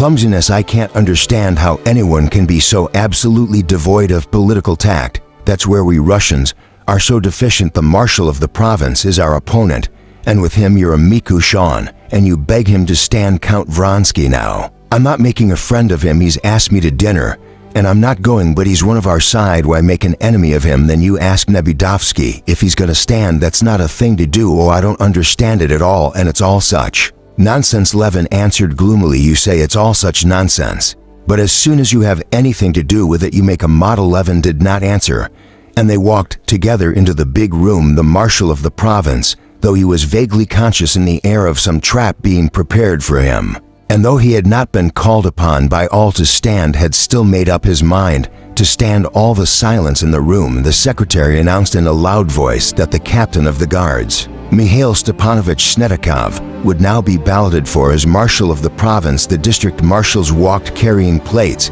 on which were balls from their tables to the high table, and the election began. Put it in the right side, whispered Step on her Kudovich, as with his brother Levin followed the marshal of his district to the table. But Levin had forgotten by now the calculations that had been explained to him, and was afraid Step and Arkadovich might be mistaken and saying the right side. Surely Snukov was the enemy. As he went up, he held the ball in his right hand, but thinking he was wrong just at the box, he changed to the left hand and undoubtedly put the ball to the left. An adept in the business, standing at the box and seeing by the mere action of the elbow where each put his ball, scowled with annoyance. It was no good for him to use his insight. Everything was still, and the counting of the balls was heard. Then a single voice rose and proclaimed the numbers. For and against. The marshal had been voted for by a considerable majority. All was noise and eager movement towards the doors. Snetkov came in, and the noble strong drowned him, congratulating him. Well, now, is it over? Levin asked Sergei Ivanovich. It's only just beginning, Zviofsky said, replying for Sergei Ivanovich with a smile. Some other candidate may receive more votes than the marshal. Levin had quite forgotten about that. Now he could only remember that there was some sort of trickery in it, but he was too bored to think what it was exactly. He felt depressed and longed to get out of the crowd, as no one was paying any attention to him and no one apparently needed him. He quietly slipped away into the little room where the refreshments were, and again had a great sense of comfort when he saw the waiters. The little old waiter pressed him to have something, and Levin agreed. After eating a cutlet with beans and talking to the waiters of their former masters, Levin, not wishing to go back to the hall where it was also distasteful to him, proceeded to walk through the galleries. The galleries were full of fashionably dressed ladies leaning over the balustrade and trying not to lose a single word of what was being said. Below it, the ladies were sitting and standing, smart lawyers, high school teachers, and spectacles, and officers everywhere. They were talking the election, and how worried the marshal was, and how splendid the discussions had been in one group.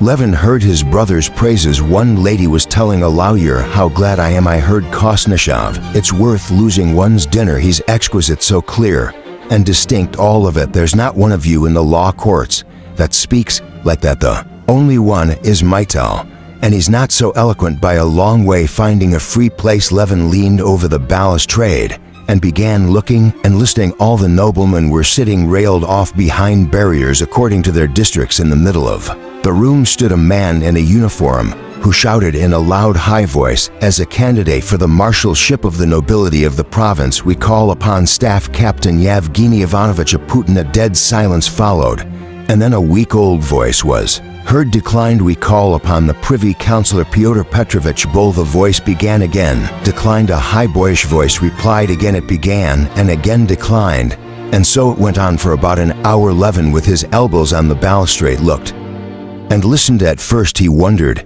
and wanted to know what it meant. Then, feeling sure that he could not make it out, he began to be bored. Then, recalling all the excitement and vindictiveness he had seen in all the faces, he felt sad. He made up his mind to go and went downstairs.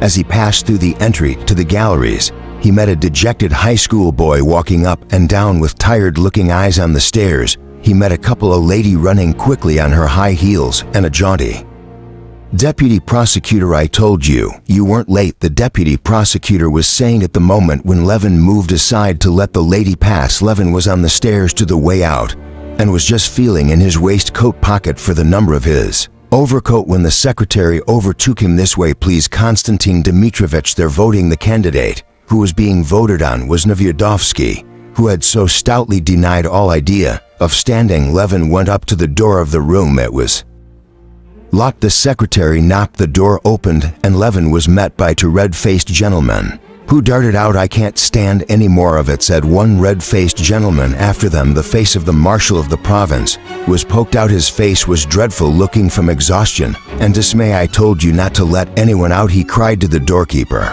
"I let someone in, Your Excellency, mercy on us." And with a heavy sigh, the marshal of the province walked with downcast head to the high table in the middle of the room, his legs staggering in his white trousers. Nevyedovsky had scored a higher majority, as they had planned, and he was the new marshal of the province. Many people were amused, many were pleased and happy, many were in ecstasies, many were disgusted and unhappy. The former marshal of the province was in a state of despair, which he could not conceal. Whenever Yudovsky went out of the room, the crowd thronged, drowned him, and followed him enthusiastically, just as they had followed the governor who had opened the meetings, and just as they had followed Snetkov when he was elected. Chapter 31. The newly elected marshal and many of the successful party dined that day with Bronsky. Bronsky had come to the elections partly because he was bored in the country and wanted to show Anna his right to independence, and also to repay Sviavsky by his support at the election for all the trouble he had taken for Bronsky at the district council election, but chiefly in order strictly to perform all those duties of a nobleman and landowner which he had taken upon himself. But he had not in the least expected that the election would so interest him, so keenly excite him, and that he would be so good at this kind of thing. He was quite a new man in the circle of the nobility of the province. But his success was unmistakable, and he was not wrong in supposing that he had already obtained a certain influence. This influence was due to his wealth and reputation. The capital house in the town lent him by his old friend Shikov, who had a post in the Department of Finances and was director of a flourishing bank in Kushine. The excellent cook Ronsky had brought from the country, and his friendship with the governor, who was a school fellow of Ronskis, a school fellow he had patronized and protected indeed. But what contributed more than all to his success was his direct, equable manner with everyone, which very quickly made the majority of the noblemen reverse the current opinion of his supposed haughtiness. He was himself conscious that except that whimsical gentleman married to Kitty Sherbetskaya, who had proposed a boat, poured out a stream of irrelevant absurdities with such spiteful fury, every nobleman with whom he had made acquaintance had become his adherent. He saw clearly that other people recognized it too, that he had done a great deal to secure the success of Nevyedovsky. And now at his own table celebrating Nevyedovsky's election, he was experiencing an agreeable sense of triumph over the success of his candidate. The election itself had so fascinated him that if he could succeed in getting married during the next 3 years, he began to think of standing himself, much as after winning a race ridden by a jockey. He had longed to ride a race himself. Today he was celebrating the success of his jockey. Bronsky sat at the head of the table on his right hand, at the young governor, a general of high rank. To all the rest he was the chief man in the province, who had solemnly opened the elections with his speech and aroused a feeling of respect and even awe in many people. As Bronsky saw to Bronsky, he was little Kotka Maslov, that had been his nickname in the pages corps, whom he felt to be shy and tried to Metka as an ease. On the left hand sat Nevyedovsky with his youthful, stubborn, and malignant face. With him Bronsky was simple and differential. Sviavsky took his failure very light-heartedly. It was indeed no failure in his eyes, as he said himself, turning glass in hand to Nevyedovsky. They could not have found a better representative of the new movement which the nobility ought to follow. And so every honest person, as he said, was on the side of today's success, and was rejoicing over it. Stepan Herkindov, which was glad too, that he was having a good time, and that everyone was pleased. The episode of the election served as a good occasion for a capital dinner. Sviavsky comically imitated the tearful discourse of the marshal, and observed, addressing Nevyedovsky, that His Excellency would have to select another more complicated method of auditing the accounts than tears. Another nobleman jocosely described how footmen in stockings had been ordered for the marshal's ball, and how now they would have to be sent back unless the new marshal would give a ball with footmen in stockings continually during dinner. They said of Nevyedovsky, "Our marshal and Your Excellency." This was said with the same pleasure with which a bride is called Madame, and her husband's name. Nevyedovsky affected to be not merely indifferent, but scornful of this appellation. But it was obvious that he was highly delighted, and had to keep a curb on himself not to betray the triumph which was unsuitable to their new liberal tone. After dinner, several telegrams were sent to people interested in the result of the election, and Stepan Arkoyevich, who was in high good humor, sent Daria Alexandrovna a telegram. Nevyedovsky elected by 20 votes, congratulations. Tell people, he dictated it aloud, saying we must let them share our rejoicing. Daria Alexandrovna, not getting the message, simply sighed over the ruble wasted on it, and understood that it was an after-dinner affair. She knew Steve had a weakness after dining for fare, 'cause you ate a telegraph, everything together with the excellent dinner and the wine, not from Russian merchants, but imported directly from abroad, was extremely dignified, simple, and enjoyable. The party, some 20, had been selected by Swarovski from among the more active new liberals, all of the same way of thinking, who were at the time clever and well-bred. They drank also, half in jest, to the health of the new marshal of the province, of the governor, of the bank director, and of our amiable host. Bronsky was satisfied. He had never expected to find so pleasant a tone in the provinces. Towards the end of dinner, it was still more lively. The governor asked Fransky to come to a concert for the benefit of the Servians, which his wife, who was anxious to make his acquaintance, had been getting up. There will be a ball, and you'll see the belle of the province, worth seeing. Really not in my line, Fransky answered. He liked that English phrase, but he smiled and promised to come. Before they rose from the table, when all of them were smoking, Fransky's valet went up to him with a letter on a tray from Vozd by Zenska, by special messenger, he said with a significant expression. Astonishing how like he is to the deputy prosecutor Spatitsky, said one of the guests in French of the valet. While Vronsky, frowning, read the letter was from Anna. Before he read the letter, he knew its contents. Expecting the elections to be over in 5 days, he had promised to be back on Friday. Today was Saturday, and he knew that the letter contained reproaches for not being back at the time fixed. The letter he had sent the previous evening had probably not reached her yet. The letter was what he had expected, but the form of it was unexpected and particularly disagreeable to him. And he is very ill. The doctor says it may be inflammation. I'm losing my head all alone. Princess Varvara's no help, but a hindrance. I expected you the day before yesterday, and now I'm sending to find out where you are and what you're doing. I wanted to come myself, but thought better of it, knowing you would dislike it. Send some answer that I may know what to do. The child ill. Yet she had thought of coming herself, their daughter ill, and this hostile tone, the innocent festivities over the election, and this gloomy burdensome love, to which he had to return, struck Fransky by their contrast. But he had to go, and by the first train. That night he set off home. Chapter 32. Before Fransky's departure for the elections, Anna had reflected that the scenes constantly repeated between them each time he left home might only make him cold to her instead of attaching him to her, and resolved to do all she could to control herself so as to bear the parting with composure. But the cold, severe glance with which she had looked at her when he came to tell her he was going had wounded her, and before he had started, her peace of mind was destroyed in solitude. Afterwards, thinking over that glance, which had expressed his right to freedom, she came, as she always did, to the same point, the sense of her own humiliation.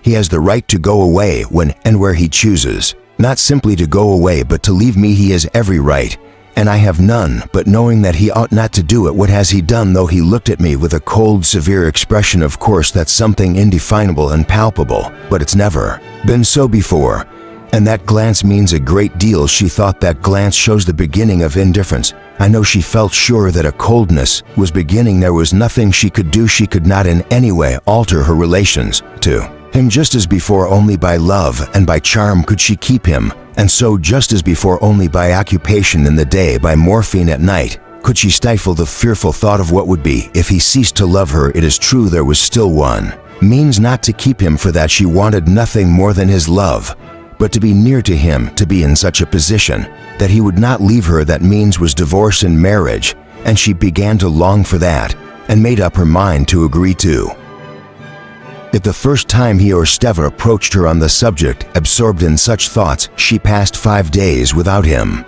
The 5 days that he was to be at the elections, walks, conversation with Princess Varvara, visits to the hospital, and most of all reading of one book after another filled up her time. But on the 6th day, when the coachman came back without him, she felt that now she was utterly incapable of stifling the thought of him and of what he was doing there just at that time. Her little girl was taken ill and began to look after her.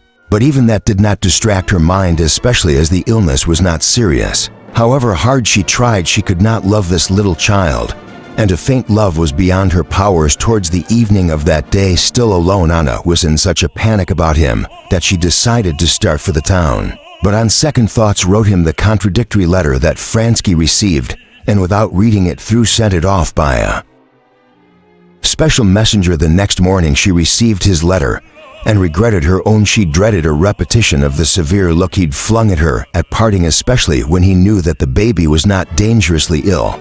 But still she was glad she'd written to him at this moment. Anna was positively admitting to herself that she was a burden to him, that he would relinquish his freedom regretfully to return to her, and in spite of that she was glad he was coming. Let him weary of her, but he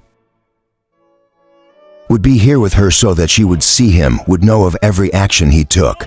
She was sitting in the drawing room near a lamp with a new volume of 10, and as she read, listening to the sound of the wind outside and every minute expecting the carriage to arrive several times, she fancied she heard the sound of wheels, but she'd been mistaken. At last she heard not the sound of wheels, but the coachman's shout, and the dull rumble in the cupboard entry. Even Princess Varvara, playing patience, confirmed this, and Anna, flushing hotly, got up.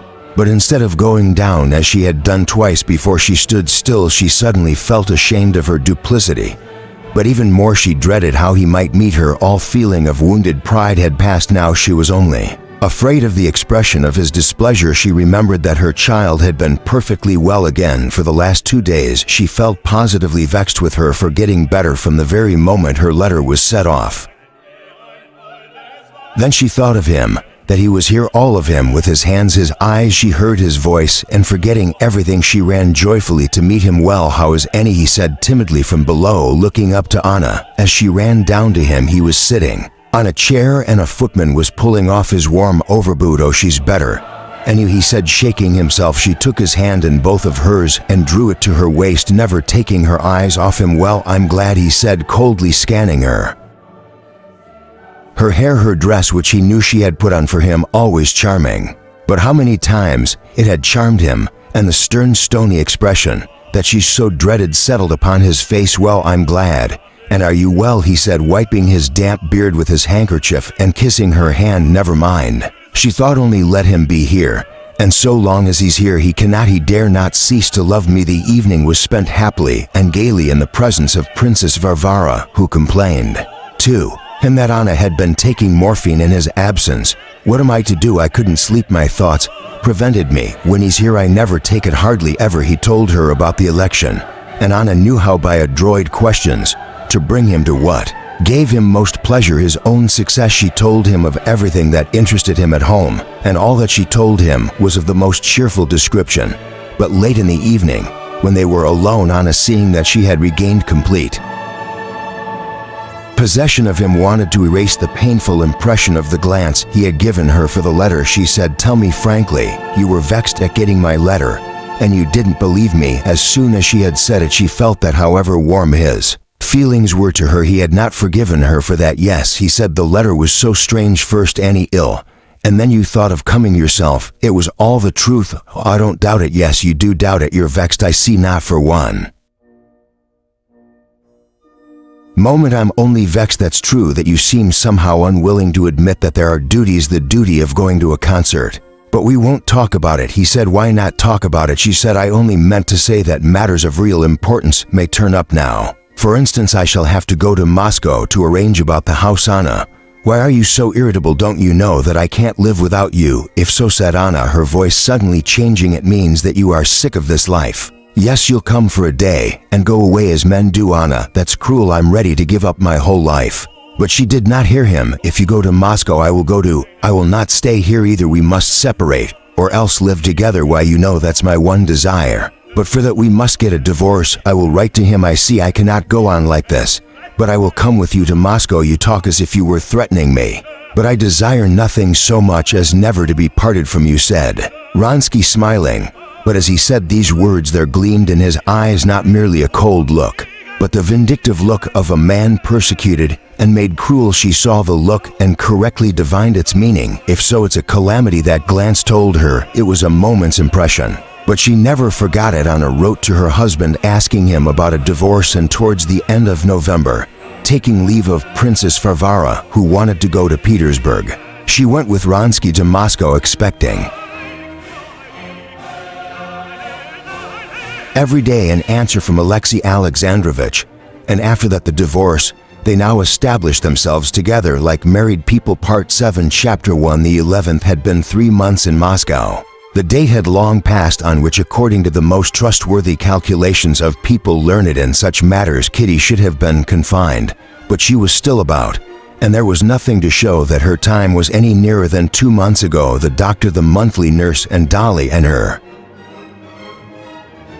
mother, and most of all 11, who could not think of the approaching event without terror, began to be impatient and uneasy. Kitty was the only person who felt perfectly calm and happy. She was distinctly conscious now of the birth of a new feeling, of love for the future child, for her to some extent actually existing already, and she brooded blissfully over this feeling. He was not by now altogether a part of herself, but sometimes lived his own life independently of her. Often the separate being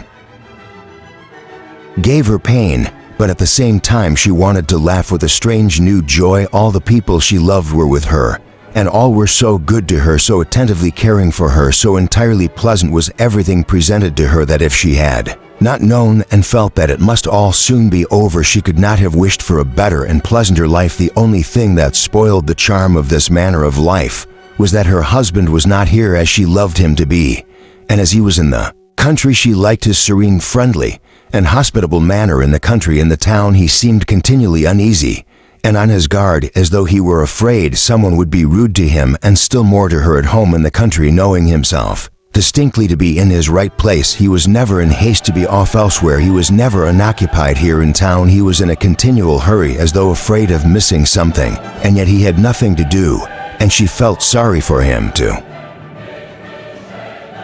Others she knew he did not appear in objective pity. On the contrary, when Kitty looked at him in society, as one sometimes looks at those one loves, trying to see him as if he were a stranger, so as to catch the impression he must make on others, she saw with a panic, even of jealous fear, that he was far indeed from being a pitiable figure, that he was very attractive, with his fine breeding, his rather old-fashioned reserved courtesy with women, his powerful figure, and striking, as she thought, an expressive face.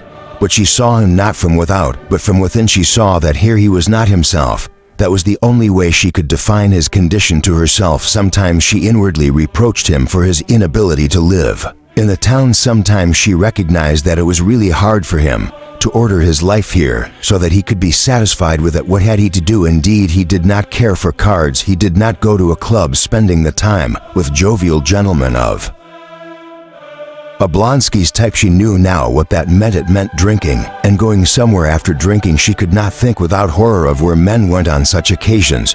Was he to go into society?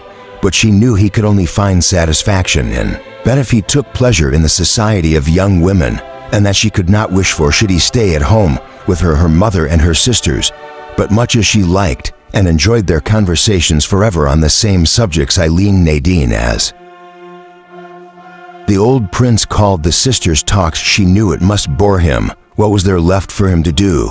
To go on writing at his book? He had indeed attempted, and at first he used to go to the library and make extracts and look up references for his book. But as he told her, the more he did nothing, the less time he had to do anything, and besides he complained that he had talked too much about his book here, and that consequently all his ideas about it were muddled and had lost their interest. For him, one advantage in this town life was that quarrels hardly ever happened between them here in town. Whether it was that their conditions were different, or that they had both become more careful and sensible in that respect, they had no quarrels in Moscow from jealousy, which they had so dreaded when they moved from the country. One event, an event of great importance to both from that point of view, did indeed happen. That was Kitty's meeting with Vronsky. The old Princess Maria Borisovna, Kitty's godmother, who had always been very fond of her, had insisted on seeing her. Kitty Though she did not go into society at all on account of her condition, went with her father to see the venerable old lady, and there met Bronsky. The only thing Kitty could reproach herself for at this meeting was that at the instant when she recognized in his civilian dress the features once so familiar to her, her breath failed her, the blood rushed to her heart, and a vivid blush, she felt it, overspread her face. But this lasted only a few seconds before her father, who purposely began talking in a loud voice to Bronsky, had finished.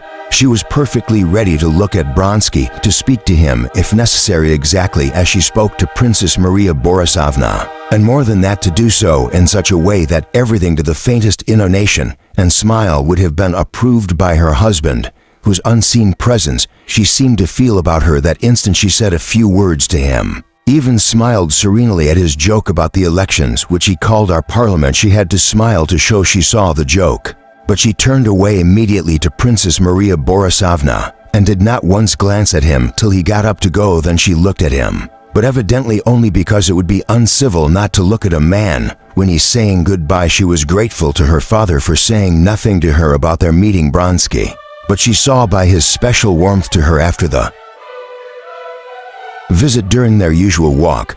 But he was pleased with her, she was pleased with herself. She had not expected she would have had the power, while keeping somewhere in the bottom of her heart all the memories of her old feeling for Bronsky, not only to seem, but to be perfectly indifferent and composed with him. Levin flushed a great deal more than she when she told him she had met Bronsky at Princess Maria Borisovna's. It was very hard for her to tell him this, but still harder to go on speaking of the details of the meeting, as he did not question her, but simply gazed at her with a frown. "I'm very sorry you weren't there," she said. "Not that you weren't in the room. I couldn't have been so natural in your presence. I'm blushing now, much more," she said, blushing till the tears came into her eyes, but that you couldn't see through a crack. The truthful eyes told Levin that she was satisfied with herself, and in spite of her blushing he was quickly reassured, and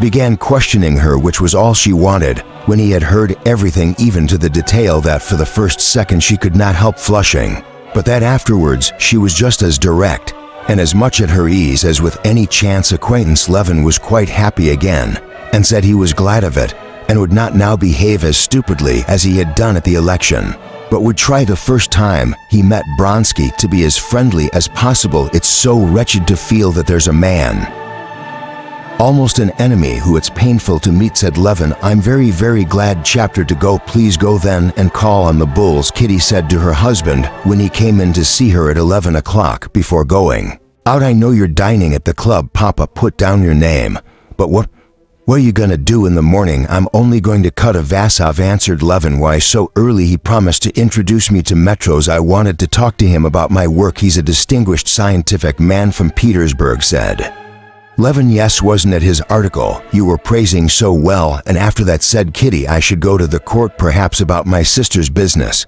"And the concert?" she queried. "I shall go there all alone." "No, to go there gonna be some new things that interested you, so I should certainly go." "Well, anyway, I shall come home before dinner," he said, looking at his watch. "Put on your frock coat so that you can go straight to call on Countess Bola." "But is it absolutely necessary?" "Oh, absolutely. He has been to see us." "Come, what is it?" "You go and sit down, talk for 5 minutes of the weather, get up and go away." He wouldn't believe it. "I've got so out of the way of all this that it makes me feel positively ashamed. It's such a horrible thing to do. A complete outsider walks and sits down, stays on with nothing to do, wastes their time and worries himself and walks away." Kitty laughed. "Why, I suppose you used to pay calls before you were married, didn't you?" "Yes, I did, but I always felt ashamed, and now I'm so out of the way of it. By Jove, I'd sooner go 2 days running without my dinner than pay this call. One so ashamed I feel all the while that they're annoyed that they're saying, 'What does he come for?' No, they won't. I'll answer for that," said Kitty, looking into his face with the laugh. She took his hand. "Well, goodbye. To go, please." He was just going out after kissing his wife's hand when she stopped him. "Costa, do you know I've only 50 rubles left?" "Oh, all right, I'll go to the bank and get somehow much," he said with an expression of dissatisfaction she knew so well. "No, wait a minute." She held his hand. "Let's talk about it. It worries me. I seem to spend nothing unnecessary, but money seems to fly away simply. We don't manage well somehow. Oh, it's "All right," he said with a little cough, looking at her from under his brows. That cough she knew well. There was a sign of intense dissatisfaction, not with her, but with himself. He certainly was displeased, not at so much money being spent, but at being reminded of what he, knowing something was unsatisfactory, wanted to forget. "I have told Sokolov to sell the wheat and to borrow in advance on the mill. We shall have money enough in any case, yes. But I'm afraid that altogether, oh, it's all right." "All right," he repeated. "Well, goodbye, darling. No, I'm really sorry sometimes that I listened to Mama. How nice it would have been in the country. As it is, I'm worrying you all, and we're wasting our money. Not at all, not at all, not once since I've been married have I said that things could have been better than they are. Truly," she said, looking into his eyes. He had said it without thinking, simply to console her. But when he glanced at her and saw those sweet, truthful eyes fastened questioningly on him, he repeated it with his whole heart. "I was positively forgetting her," he thought, and he remembered what was before them, so soon to come. "Will it be soon? How do you feel?" he whispered, taking her to hands. "I have so often thought so. That now I don't think about it or know anything about it. And you're not frightened?" She smiled contemptuously. "Not the least little bit," she said. "Well, if anything happens, I should be a cut of ourselves." "No, nothing will happen. And don't think about it. I'm going for a walk on the boulevard with Papa. We're going to see Dolly. I shall expect you before dinner." "Oh yes, do you know that Dolly's position is becoming utterly impossible? She's in debt all round. She hasn't a penny. We were talking yesterday with Mama and Arseny," this was her sister's husband, "evolved, and we determined to send you with him to talk to Steva. It's really unbearable. One can speak to Papa about it.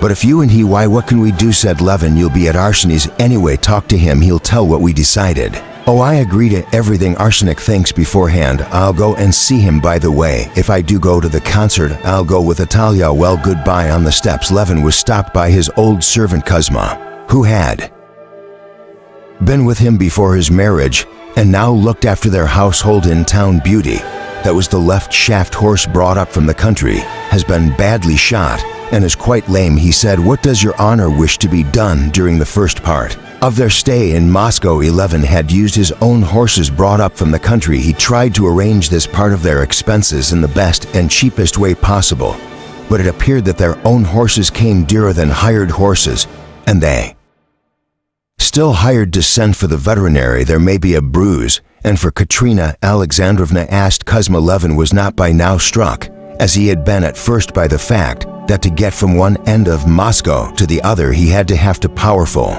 horses put into a heavy carriage, to take the carriage 3 miles to the snowy slash, and to keep it standing there for hours, paying 5 rubles every time. Now it seemed quite natural. "Pyre repair for our carriage from the job master," he said. "Yes, sir," and so simply and easily, thanks to the facilities of town life, Levin settled a question which in the country would have called for so much personal trouble and exertion. And going out onto the steps, he called a sledge, sat down, and drove to Nikitsy. On the way he thought no more of money, but mused on the introduction that awaited him to the Petersburg savant, a writer on sociology, and what he would say to him about his book.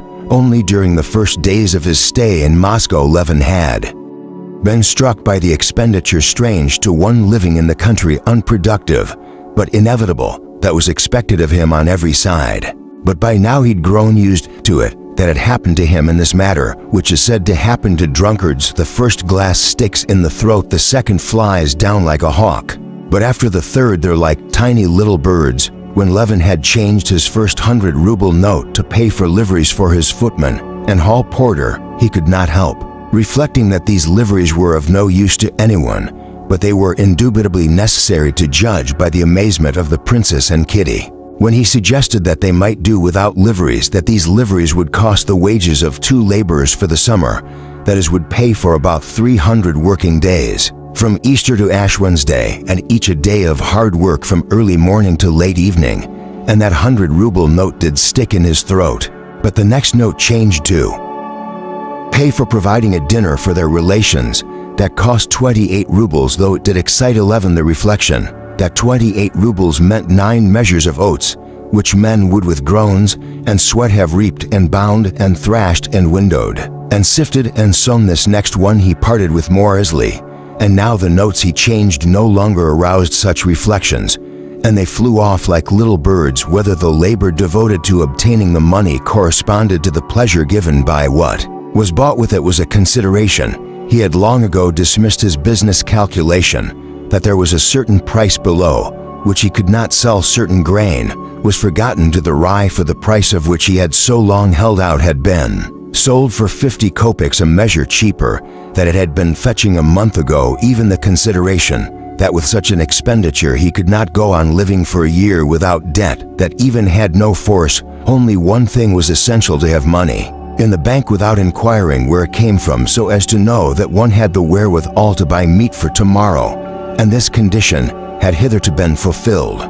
He had always had the money in the bank, but now the money in the bank had gone, and he could not quite tell where to get the next installment. And this it was which at the moment when Kitty had mentioned money had disturbed him.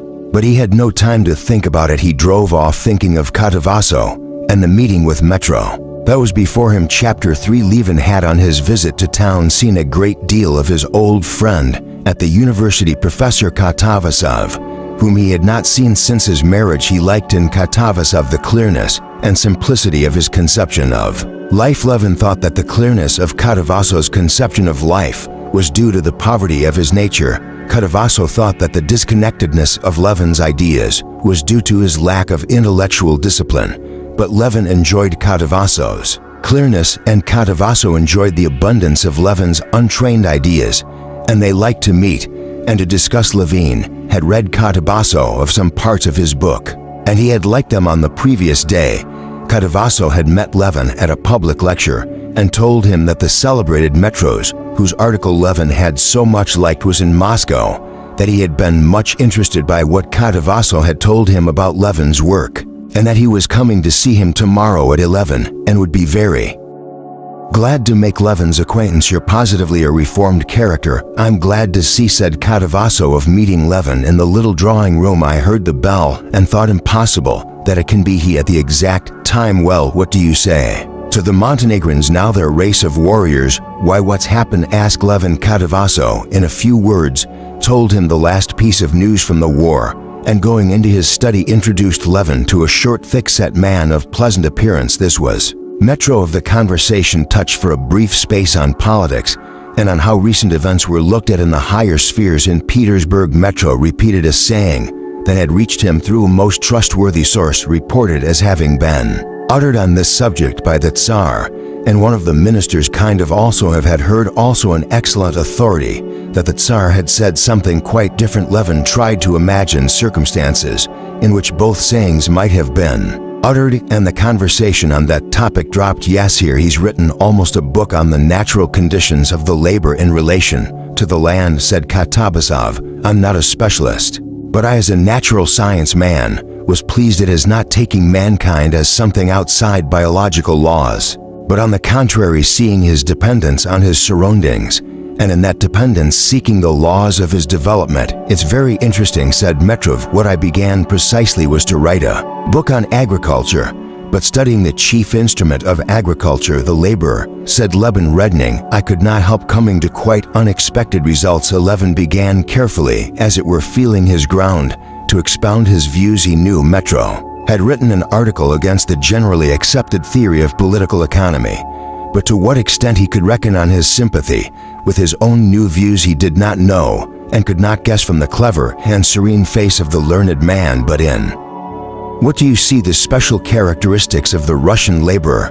said Metrov. "In his biological characteristics, so to speak, or in the condition in which he's placed?" Levin saw that there was an idea underlying this question with which he did not agree, but he went on explaining his own idea that the Russian laborer has a quite special view of the land different from that of other people, and to support this proposition, he made haste to add that in his opinion this attitude of the Russian peasant was due to the consciousness of his vocation to people vast unoccupied expanses in the East.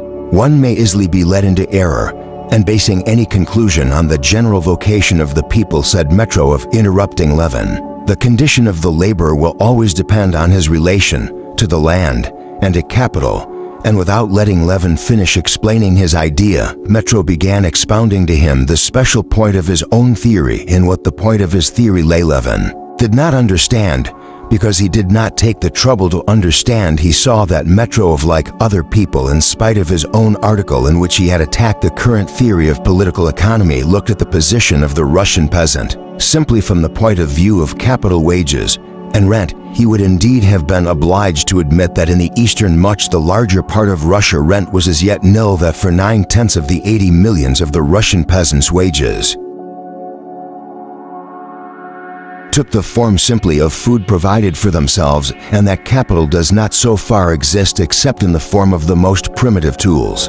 Yet it was only from that point of view that he considered every laborer, though in many points he differed from the economists and had his own theory of the wage fund, which he expanded to 11. Levin listened reluctantly, and at first made objections. He would have liked to interrupt Metrov to explain his own thought, which in his opinion would have rendered further exposition of Metrov's theory superfluous, but later on, feeling convinced that they looked at the matter so differently that they could never understand one another, he did not even oppose his statements, but simply listened, although what Metrov was saying was by now utterly devoid of interest for him.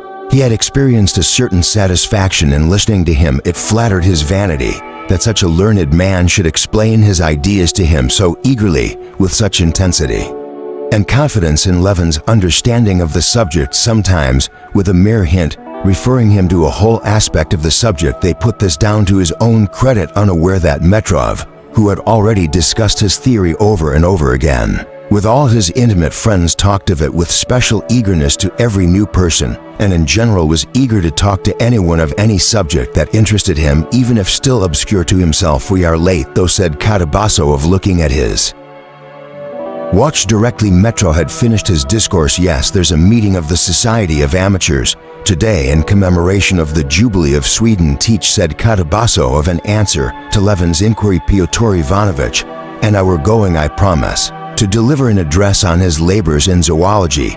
Come along with us, it's very interesting." "Yes, and indeed it's time to start," said Metrov. "Come with us, and from there, if you care to come to my place, I should very much like to hear your work." "Oh no, it's no good yet, it's unfinished, but I shall be very glad to go to the meeting." "I say, friends, have you heard? He has handed in the separate report." Katabasso called from the other room, where he was putting on his frock coat, and a conversation sprang up upon the university question, which was a very important event. That winter in Moscow, 3 old professors in the council had not accepted the opinion of the younger professors. The young ones had registered a separate resolution. This, in the judgment of some people, was monstrous. In the judgment of others, it was the simplest and most just thing to do, and the professors were split up into 2 parties. One party, to which Katabasso belonged, saw in the opposite party a scoundrelly betrayal and treachery, while the opposite party saw in them childishness and lack of respect for the authorities. Levin, though he did not belong to the university, had several times already during his stay in Moscow heard and talked about this matter, and had his own opinion on the subject. He took part in the conversation that was continued in the street as they all 3 walked to the buildings of the old university. The meeting had already begun round the cloth-covered table, in which Katavasov and Metrov seated themselves. There were some half-dozen persons, and one of these was bending close over a manuscript, reading something aloud. Levin sat down in one of the empty chairs that were standing around the table, and in a whisper asked a student sitting near what was being read. The student, eyeing Levin with displeasure, said, "Biography." The Levin was not interested in the biography, could not help listening, and learned some new and interesting facts about the life of the distinguished man of science. When the reader had finished, the chairman thanked him and read some verses of the poet sent him on the Jubilee, and said a few words by way of thanks to the poet. Then Katabasso opened his loud ringing voice, read his address on the scientific labors of the man whose Jubilee was being kept. When Kindov also had finished, Levin looked at his watch, saw it was past 1, and thought that there would not be time before the concert to read Metrov of his book, and indeed he did not now care to do so. During the reading he had thought over their conversation. He saw distinctly now that though Metrov's ideas might perhaps have value, his own ideas had a value too, and their ideas could only be made clear and lead to something if each worked separately in his chosen path, and that nothing would be gained by putting their ideas together. and having made up his mind to refuse Metro's invitation, Levin went up to him. At the end of the meeting, Metro introduced Levin to the chairman, with whom he was talking of the political news. Metro told the chairman what he had already told Levin, and Levin made the same remarks on his news that he had already made that morning, but for the sake of variety he expressed also a new opinion which had only just struck him. After that, the conversation turned again on the university question. As Levin had already heard it all, he made haste to tell Metro that he was sorry he could not take advantage of his invitation, took leave, and drove to Lvov's chapter. For Level, of the husband of Natalia, Kitty's sister, had spent all of his life in foreign capitals, where he had been educated, and had been in the diplomatic service. During the previous year, he had left the diplomatic service, not owing to any unpleasantness. He never had any unpleasantness with anyone, and was transferred to the department of the court of the palace in Moscow in order to give his two boys the best education possible, in spite of the striking contrast in their habits and views, and the fact that Levelov was older than Levin. They had seen a great deal of one another that winter, and had taken a great liking to each other. Lvov was at home, and Levin went into him unannounced. Lvov, in a housecoat, with a belt and chamois leather shoes, was sitting in an armchair, and with a pince-nez with blue glasses, he was reading a book that stood on a reading desk, while in his beautiful hand he held a half-burned cigarette. Daintily away from him his handsome, delicate, and still youthful-looking face, to which his curly, glistening silvery hair gave a still more aristocratic air, lighted up with a smile when he saw 11 Capital. "I was meaning to send to you. How's Kitty? Sit here, it's more comfortable."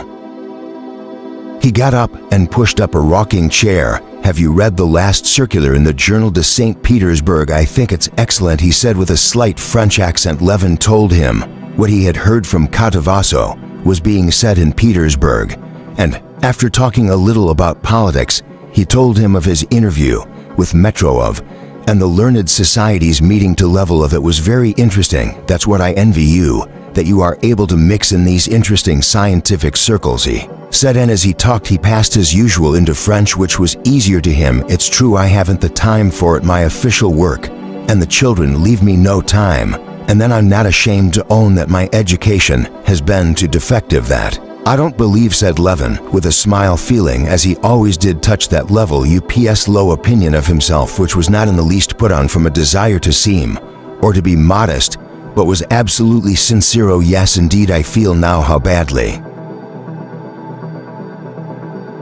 educated I am to educate my children. I positively have to look up a great deal, and in fact simply to study myself, for it's not enough to have teachers. There must be someone to look after them, just as on your land you want laborers and an overseer. See what I'm reading." He pointed to Boost Lab's grammar on the desk. "It's expected of Misha, and it's so difficult. Come explain to me here," he says. Levin tried to explain to him that it couldn't be understood, but that it had to be taught, but Love would not agree with him. "Oh, you're laughing at it. On the contrary, you can't imagine how when I look at you I'm always learning the task that lies before me, that is the education of one's children." "Well, there's nothing for you to learn," said Levov. "All I know," said Levin, "is that I have never seen better brought up children than yours, and I wouldn't wish for children better than yours." Levov visibly tried to restrain the expression of his delight, but he was positively radiant with smiles. "If only they're better than I, that's all I desire.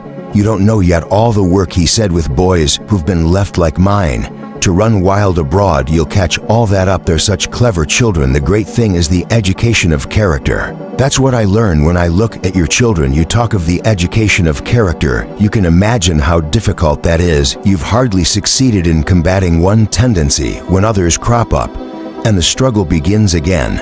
And if one had not a support in religion, remember we talked about that no father could bring children up relying on his own strength alone.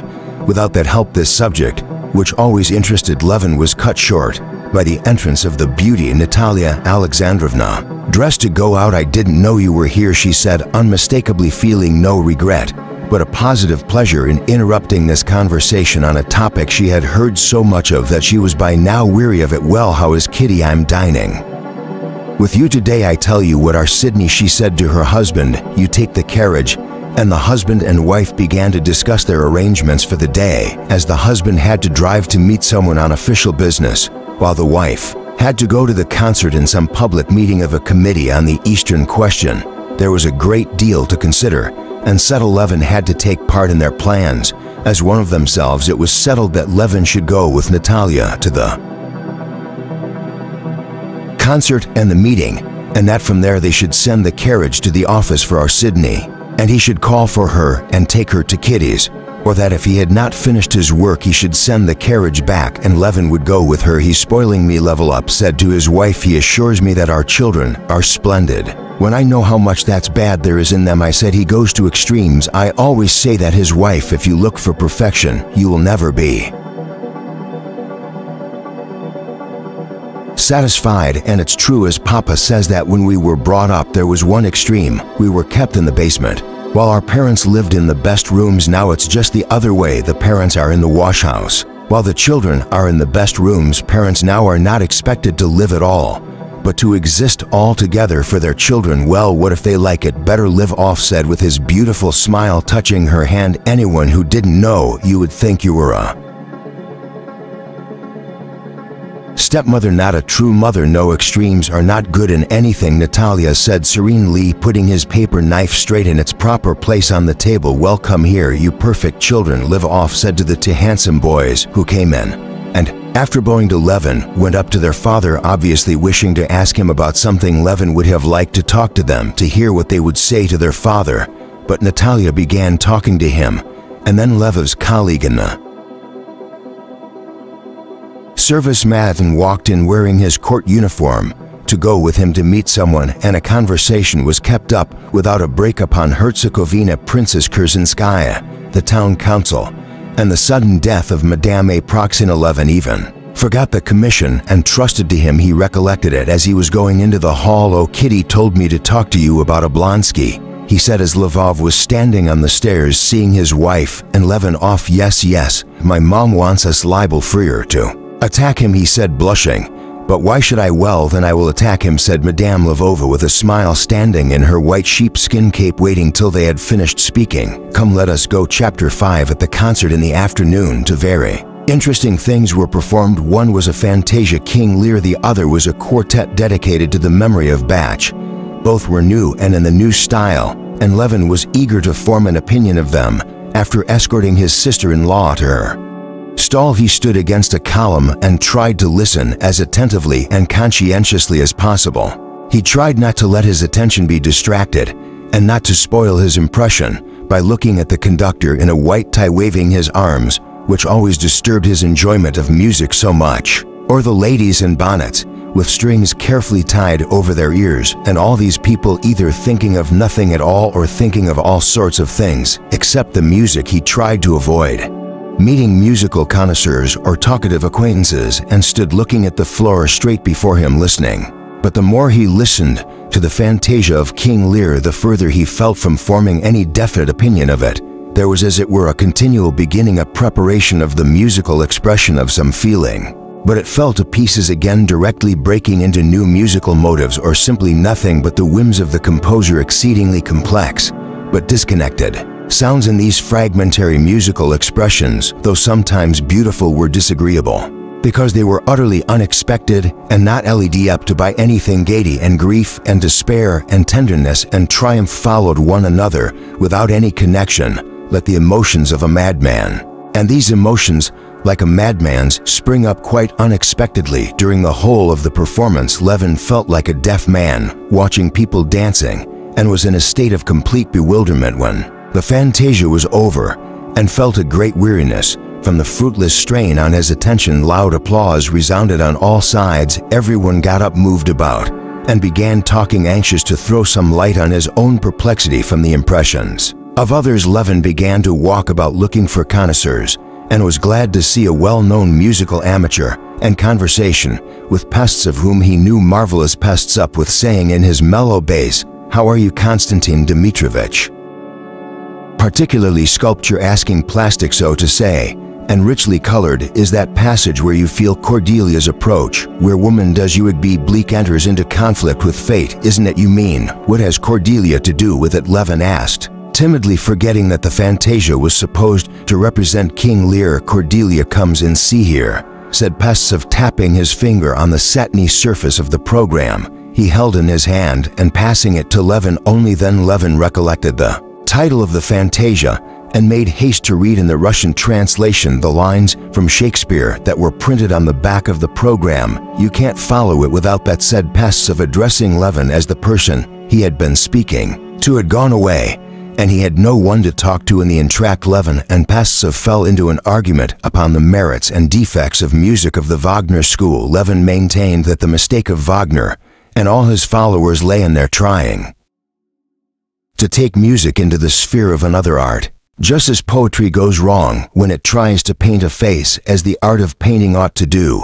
And as an instance of this mistake, he cited the sculptor who carved in marble certain poetic phantasms flitting round the figure of the poet on the pedestal. These phantoms were so far from being phantoms that they were positively clinging on the latter, said Levin. The comparison pleased him, but he could not remember whether he had not used the same phrase before, and to Pestov too, and as he said it he felt confused. Pestov maintained that art is one, and that it can attain its highest manifestations only by conjunction with all kinds of art. The second piece that was performed, Levin could not hear Pestov, who was standing beside him, was talking to him almost all the time, condemning the music for its excessive affected assumption of simplicity, and comparing it with the simplicity of the pre-Raphaelites and painting. As he went out, Levin met many more acquaintances, with whom he talked of politics, of music, and of common acquaintances. Among others he met Count Boule, whom he had utterly forgotten to call upon. "Well, go at once, then," Madame Lova said,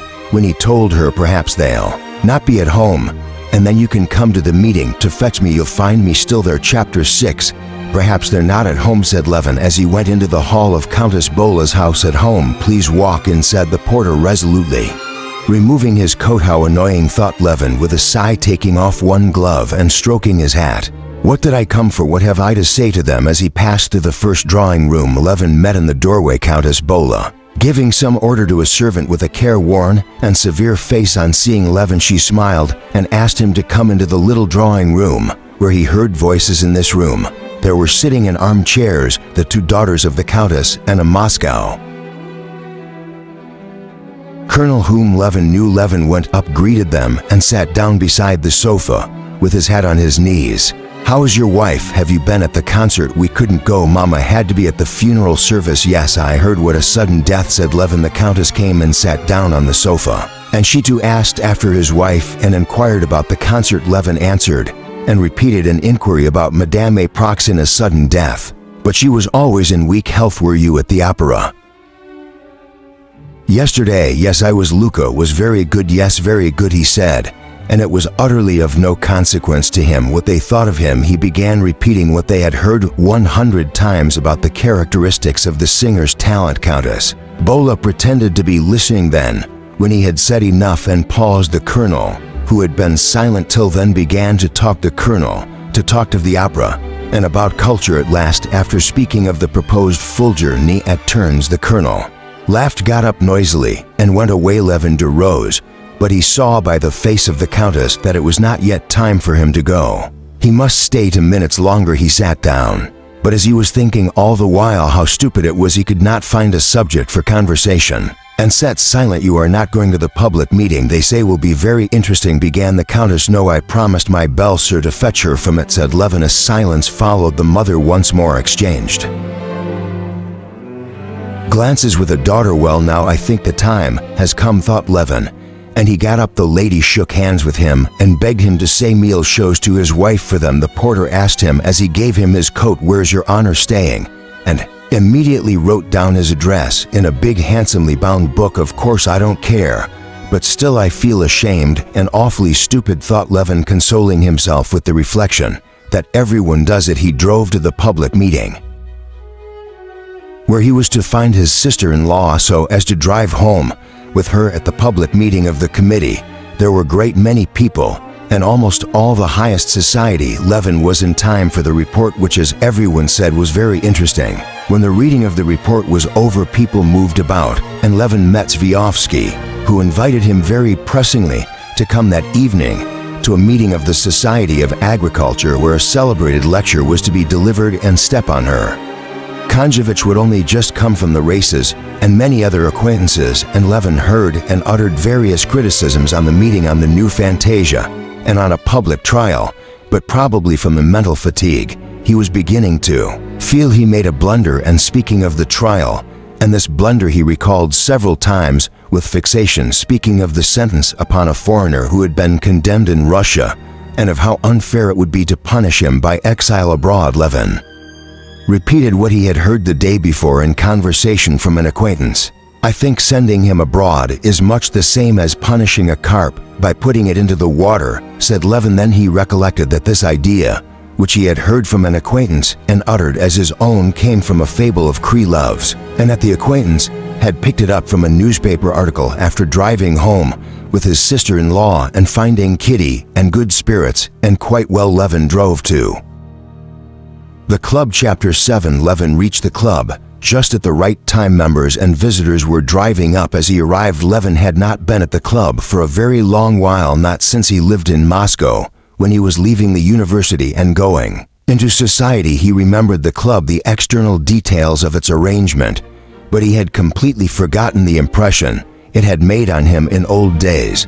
But as soon as driving into the wide semicircle court and getting out of the sledge, he mounted the steps, and the hall porter, adorned with a crossway scarf, noiselessly opened the door to him with a bow. As soon as he saw in the porter's room the cloaks and galoshes of members who thought it less trouble to take them off downstairs. As soon as he heard the mysterious ringing bell that preceded him as he ascended the easy carpeted staircase, and saw the statue on the landing, and the third porter at the top doors, a familiar figure grown older in the club livery, opening the door without haste or delay and scanning the visitors as they passed in, Levin felt the old impression of the club come back in a rush, an impression of repose, comfort, and propriety. "Your hat, please," the porter said to Levin, who forgot the club rule to leave his hat in the porter's room. "Long time since you've been. The prince put your name down yesterday. Prince step on our card, which is not here yet." The porter did not only know Levin, but also all of his ties and relationships,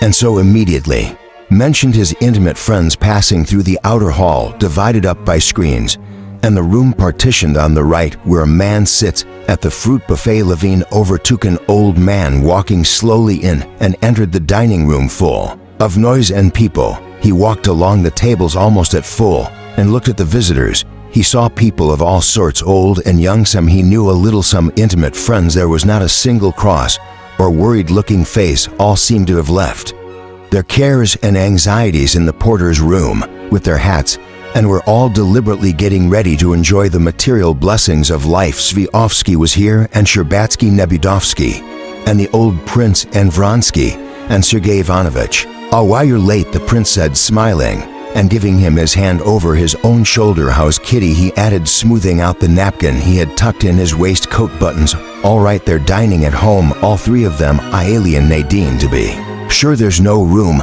with us. Go to that table and make haste and take a seat," said the prince, and turning away he carefully took a plate of eel soup. "Levin, this way," a good-natured voice shouted a little farther on. It was Terofsin. He was sitting with a young officer, and beside them were two chairs turned upside down. Levin gladly went up to them. He'd always liked the good-hearted rake Terofsin. He was associated in his mind with memories of his courtship, and at that moment, after the strain of intellectual conversation, the sight of Terofsin's good-natured face was particularly welcome. "For you and Oblonsky, he'll be here directly." The young man, holding himself very erect with eyes forever twinkling with enjoyment, was an officer from Petersburg. Gagin to Rubs and introduced them. "Oblonsky is always late, I hear he is. Have you only just come?" said Oblonsky, coming quickly towards them. "Good day.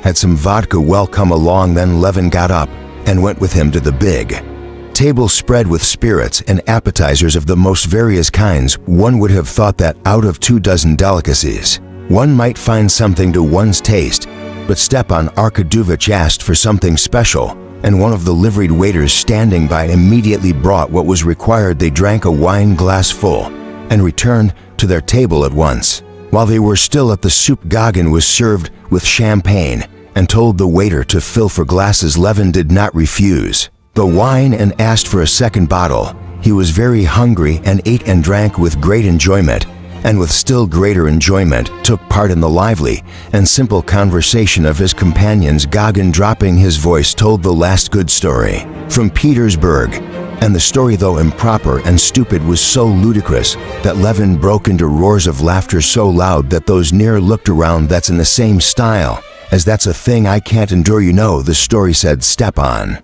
Her card, which that's exquisite, another bottle, he said to the waiter, and he began to relate his good story. Pyotr Ilyich Shinovsky invites you to drink with them, the little old waiter interrupted Stepan Herkotovich, bringing to delicate glasses of sparkling champagne and addressing Stepan Herkotovich and Levin. Stepan, our card, which took the glass, and looking towards a bald man with red mustaches at the other end of the table, he nodded to him, smiling. Who's that? Asked Levin. You met him once at my place, don't you remember? Good-natured fellow. Levin did the same as Stepan Arkadyevich and took the glass. Stepan Arkadyevich's anecdote too was very amusing. Levin told his story, and that too was successful. Then they talked of horses, of the races, of what they'd been doing that day, and of how smartly Vronsky's Atlas had won the first prize. Levin did not notice how the time passed at dinner.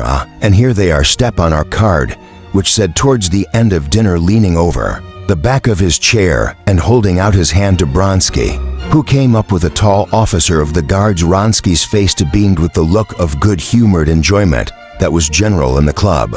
He propped his elbow playfully on Stepan Arkadyevich's shoulder, whispering something to him, and he held out his hand to laughing with the same good-humored smile. Very glad to meet you, he said. I looked out for you at the election, but I was told you'd gone away. Yes, I left the same day. We've just been talking of your horse. I congratulate you, said Levin. It was very rapidly run. Yes, you've race horses too, haven't you? No, my father had, but I remember and know something about it. Where have you dined last? Stepan Arkadyevich. We were at the second table behind the columns. We've been celebrating his success, said the tall colonel. It's his second imperial prize. I wish I might have the lucky cards he has with horses. Well, why waste the precious time? I'm going to the infernal regions, added the colonel, and walked away. That's Yashvin, Vronsky said in answer to Tarevson, and he sat down in the vacated seat beside them. He drank the glass offered him and ordered a bottle of wine. Under the influence of the club atmosphere, or the wine he had drunk, Levin chatted away to Vronsky of the best breeds of cattle, and was very glad not to feel the slightest hostility to this man. He even told him, among other things, that he had heard from his wife that she had met him at Princess Maria Borisovna's. Princess Maria Borisovna, she's exquisite, said Stepan. Her card, you bitch. And he told an anecdote about her, which set them all laughing. Vronsky particularly laughed with such simple-hearted amusement that Levin felt quite reconciled to him. Well, if we finished, said Stepan Arkadyevich, getting up with a smile. Let us go. Chapter 8. Getting up from the table, Levin walked with Gauguin through the lofty room to the billiard room, feeling his arms swing as he walked with a peculiar lightness and ease. As he crossed the big room, he came upon his father-in-law. Well, how do you like our temple of indolence? Said the prince, taking his arm. Come along, come along. Yes, I wanted to walk about and look at everything. It's interesting. Yes, it's interesting for you, but its interest for me is quite different. You look at those little old men now, he said, pointing to a club member with bent back and projecting lip, shuffling towards them in his soft boots, and imagine that they were slupiks, like that from their birth up. How slupiks? I see you don't know that name. That's our club designation. You know the game of rolling eggs. When one's rolled along while it becomes a slupax. It is with us. One goes on coming and coming to the club and ends up by becoming a shlupak. You laugh, but we look out for fear of dropping into it ourselves. You know Prince Chechinsky? Inquired the prince, and Levin saw by his face that he was just going to relate something funny. No, I don't know him. You don't say so. Well, Prince Chechinsky is a well-known figure, no matter, though he's always playing billiards here. Only 3 years ago he was not a shlupik and kept up his spirits, and even used to call other people shlupiks.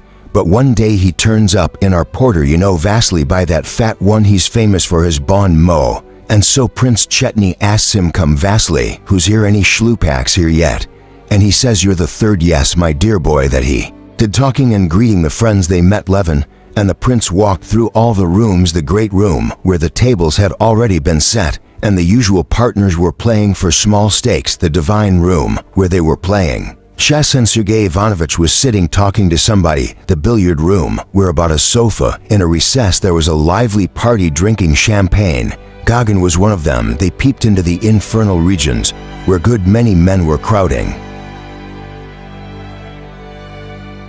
Round one table at which Yasuin was sitting trying not to make a noise, they walked into the dark reading room, where under the shaded lamps there sat a young man with a wrathful countenance, turning over one journal after another, and a bald general buried in a book. They went into what the prince called the intellectual room, where three gentlemen were engaged in a heated discussion of the latest political news. "Prince, please come, we're ready," said one of his card party, who had come to look for him, and the prince went off. Levin sat down and listened, but recalling all the conversation of the morning, he felt all of a sudden fearfully bored. He got up hurriedly and went to look for Oblansky interrupts, and with whom it had been so pleasant. Trubson was one of the circle drinking in the billiard room, and Stepan Arkad, which was talking with Vronsky near the door at the farther corner of the room. It's not that she's dull, but this undefined, unsettled position Levin caught.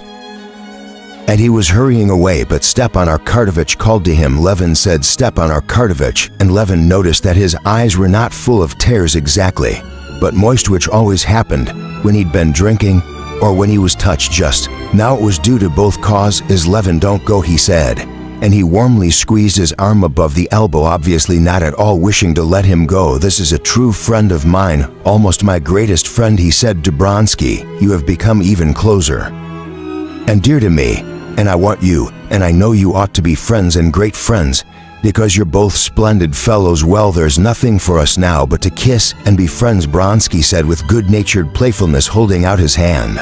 Levin quickly took the offered hand and pressed it warmly. "I'm very, very glad," said Levin. "Waiter, a bottle of champagne," said Stepan Arkadovich. "And I'm very glad," said Vronsky. But in spite of Stepan Arkadovich's desire and their own desire, they had nothing to talk about, and both felt it. "Do you know, he has never met Anna?" Stepan Arkadovich said to Vronsky. "And I want above everything to take him to see her. Let us go." "Levin, really," said Vronsky. "She'd be very glad to see you." "I should be going home at once," he added, "but I'm worried about Yashvin, and I want to stay on till he finishes. Why is he losing? He keeps losing, and I'm the only friend that can restrain him. Well, what do you say to pyramids, Levin? Will you play capital?" said Step on her card. "You bitch, get the table ready," he said to the marker. "It's been ready a long while," answered the marker, who had already set the balls in a triangle and was knocking the red one about for his own diversion. "Well, let us begin." After the game, Vronsky and Levin sat down at Gagin's table, and at Step in Arkady Bitch's suggestion, Levin took a hand in the game. Vronsky sat down at the table surrounded by friends who were incessantly coming up to him every now and then. He went to the infernal to keep an eye on Yashvin. Levin was enjoying a delightful sense of repose. After the mental fatigue of the morning, he was glad that all hostility was at an end with Vronsky, and the sense of peace, decorum, and comfort never left him. When the game was over, Stepan Arkad, which took Levin's arm. "Well, let us go to Anna's then at once. Say she's at home. I promised her long ago to bring you." "Where were you meaning to spend the evening?" "Oh, nowhere specially. I promised Spiofsky to go to the Society of Agriculture." "By all means, let us go," said Levin. "Very good, come along. Find out if my carriage is here." Stepan Arkad, which said to the waiter. Levin went up to the table, paid the 40 rubles he'd lost, paid his bill, the amount of which was in some mysterious way ascertained by the little old waiter who stood at the counter, and swinging his arms, he walked through all the rooms to the way out. Chapter 9. Oblonsky's carriage. The porter shouted in an angry bass. The carriage drove up, and both got in. It was only for the first few moments while the carriage was driving out of the clubhouse gates that Levin was still under the influence of the club atmosphere of proposed comfort and unimpeachable good form. But as soon as the carriage drove out into the street, and he felt it jolting over the uneven road, heard the angry shout of the sledge driver coming towards them, saw in the uncertain light the red blind of a tavern in the shops, this impression was dissipated, and he began to think over his actions and to wonder whether he was doing right in going to see Anna. What would Kitty say? But Stepan Arkadovich gave him no time for reflection, and as though divining his doubts, he scattered them. "How glad I am," he said, That you should know her, you know Dolly has long wished for it, and live up has been to see her, and often goes though she is my sister. Step on her card which pursued. I don't hesitate to say that she's a remarkable woman, but you will see her position is very painful, especially now. Why especially now? We are carrying on negotiations with her husband about a divorce, and he's agreed, but there are difficulties in regard to the son and the business, which ought to have been arranged long ago. Has been dragging on for 3 months past. As soon as the divorce is over, she will marry Vronsky. How stupid these old ceremonies are that no one believes in, and which only prevent people being comfortable. Step on her. Kutovich put in. Well, then their position will be as regular as mine or yours. What is the difficulty, said Levin. Oh, it's a long and tedious story. The whole business is in such an anomalous position with us. But the point is, she's been for 3 months in Moscow, where everyone knows her, waiting for the divorce. She goes out nowhere, sees no woman except Dolly. Because do you understand, she doesn't care to have people come as a favor. That fool Princess Varvara, even she has left her, considering this a breach of propriety. Well, you see, in such a position, any other woman would not have found resources in herself. But you'll see how she has arranged her life. How calm, how dignified she is. To the left, in the crescent opposite the church, shouted Stepan Narkeyevich, leaning out of the window. How hot it is, he said, in spite of 12 degrees of frost, flinging his open overcoat still wider open. But she has a daughter, no doubt. She's busy looking after her, said Levin. I believe you picture every woman simply as a female unculus, said Stepan. Her card, you bitch. If she's occupied, it must be with her children. No, she brings her up capitally, I believe. But one doesn't hear about her. She's busy in the first place with what she writes. I see you're smiling ironically. But you're wrong. She's writing a children's book and doesn't talk about it to anyone. But she read it to me, and I gave the manuscript to work with, you know, the publisher. And he's an author himself too. I fancy he understands those things. And he says it's a remarkable piece of work. But are you fancying she's an authoress? Not a bit of it. She's a woman with a heart before everything. But you'll see now, she has a little English girl with her and a whole family she's looking after. Oh, something in a philanthropic way. Why, you'll look at everything in the worst light. It's not from philanthropy, it's from the heart. That is, Vronsky had a trainer, an Englishman, first rate in his own line, but a drunkard he's completely given up to. Drink delirium tremens. And the family were cast on the world. She saw them, helped them, got more and more interested in them, and now the whole family is on her hands, but not by way of patronage, you know, helping with money. She's herself preparing the boys in Russian for the high school, and she's taking a little girl to live with her. But you'll see her for yourself. The carriage drove into the courtyard, and Stepan Herkonjevich rang loudly at the entrance where sledges were standing, and without asking the servant to open the door whether the lady were at home, Stepan Herkonjevich walked into the hall. Levin followed him, more and more doubtful whether he was doing right or wrong. Looking at himself in the glass, Levin noticed that he was red in the face, but he felt certain he was not drunk, and he followed Stepan Herkonjevich up the carpeted stairs. At the top, Stepan Arkadovich inquired of the footman, who bowed to him as to an intimate friend who was with Anna Archidevna, and received the answer that it was Monsieur Kokulev. Where are they? In the study. Passing through the dining room, a room not very large, with dark paneled walls, Stepan Arkadovich 11 walked over the soft carpet to the half-dark study, lighted up by a single lamp with a big dark shade. Another lamp with a reflector was hanging on the wall, lighting up a big full-length portrait of a woman, which Levin could not help looking at. It was the portrait of Anna, painted in Italy by Mihailov. Well, Stepan Arkadovich went behind the triage, and the man's voice, which had been speaking, paused. Levin gazed at the portrait, which stood out from the frame, and the brilliant light thrown on it, and he could not tear himself away from it. He positively forgot where he was, and not even hearing what was said, he could not take his eyes off the marvelous portrait. It was not a picture, but a living, charming woman, with black curling hair, with bare arms and shoulders, with a pensive smile on the lips, covered with soft down. Triumphantly and softly she looked at him with eyes that baffled him. She was not living only because she was more beautiful than a living woman can be. Ian delighted. He heard suddenly near him a voice unmistakably addressing him, the voice of the very woman he had been admiring in the portrait. Anna had come from behind the triage to meet him, and Levin saw in the dim light of the study the very woman of the portrait, in a dark blue shot gown, not in the same position nor with the same expression, but with the same perfection of beauty which the artist had caught in the portrait. She was less dazzling in reality. But on the other hand, there was something fresh and seductive in the living woman, which was not in the portrait. Chapter 10. She had risen to meet him, not concealing her pleasure at seeing him, and in the quiet ease with which she held out her little vigorous hand, introduced him to Verkwiv and indicated a red-haired, pretty little girl who was sitting at work, calling her pupil. Levin recognized and liked the manners of a woman of the great world, always self-possessed and natural. "I am delighted," she repeated, and on her lips these simple words took for Levin's years a simple significance. "I have known you and liked you for a long while, both from your friendship with Stefa and for your wife's sake. I knew her for a very short time, but she left on me the impression of an exquisite flower, simply a flower, and to think she will soon be a mother." She spoke easily and without haste, looking now and then from Levin to her brother, and Levin felt that the impression he was making was good, and he felt immediately at home, simple and happy with her, as though he had known her from childhood. "Ivan Petrovich and I settled in Alexei's study," she said in answer to Step in Herkadovich's question whether he might smoke, just so as to be able to smoke, and glancing at Levin instead of asking whether he would smoke. She pulled closer a tortoise-shell cigar case and took a cigarette. "How are you feeling today?" her brother asked her. "Oh, nothing, nerves as usual." "Yes, isn't it extraordinarily fine?" said Stepan Herkatovich, noticing that Levin was scrutinizing the picture.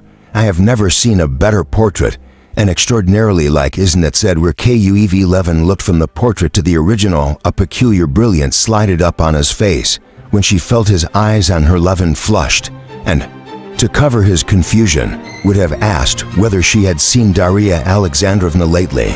But at that moment Anna spoke. "We were just talking, Ivan Petrovich and I, of A. Shenkov's last pictures. Have you seen them?" "Yes, I have seen them," answered Levin.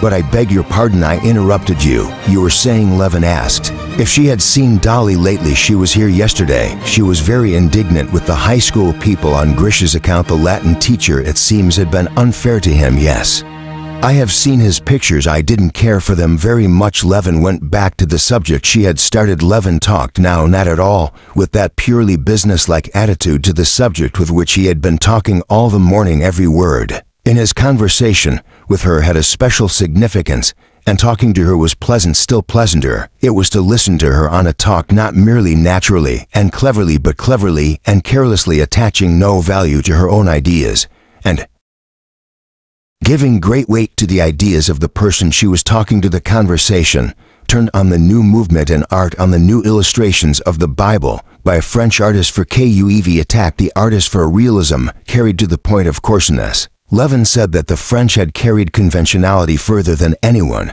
and that consequently they see a great merit in the return to realism, in the fact of not lying. They see poetry never had anything clever said by Levin given him so much pleasure as this remark. Anna's face lighted up at once she appreciated the thought. She laughed. "I laugh," she said, "as one laughs when one sees a very true portrait. What you said so perfectly hits off French art, now painting and literature too, indeed." Zola dode.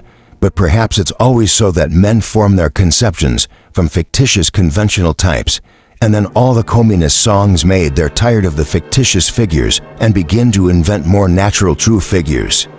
"That's perfectly true," said Werknev. "So you've been at the club?" she said to her brother. Yes, this is a woman love," and thought, forgetting himself and staring persistently at her lovely mobile face, which at that moment was all at once completely transformed. Levin did not hear what she was talking of. She leaned over to her brother, but he was struck by the change of her expression. Her face, so handsome a moment before, and its propose, suddenly wore a look of strange curiosity, anger, and pride. But this lasted only an instant. She dropped her eyelids as though recollecting something. "Oh well, but that's no interest to anyone," she said, and she turned to the English girl. "Please order the tea in the drawing room," she said in English. The girl got up and went out. "Well, had she get through her examination?" asked Stepan Herkadyevich. "Splendidly. She's a very gifted child and a sweet character. It will end in your loving her more than your own. There a man speaks in love. There's no more or less. I love my daughter with one love, and her with another. I was just telling on Archidevna said for Kiev. But if she were to put 100th part of the energy she devotes to this English girl, to the public question of the education of Russian children, she would be doing a great and useful work, yes. But I can't help it, I couldn't do it. Count Alexei Kirillovich urged me very much. As she uttered the words Count Alexei Kirillovich, she glanced with appealing timidity 11, and he unconsciously responded with a respectful and reassuring look. He urged me to take up the school in the village. I visited it several times. The children were very nice. But I could not feel drawn to the work. You speak of energy. Energy rests upon love, and come as it will. There's no forcing it. I took to this child. I could not myself say why. And she glanced again at 11. And her smile and her glance all told him that it was to him only she was addressing her words, valuing his good opinion and at the same time sure beforehand that they understood each other. I quite understand that, Levin answered. It's impossible to give one's heart to a school or such institutions in general, and I believe that's just why philanthropic institutions always give such poor results. She was silent for a while, and she smiled. Yes, she agreed. I never could. You Nepal cook, I say, large to love a whole asylum of horrid little girls. There are so many women who have made themselves when pussy seal social in that way.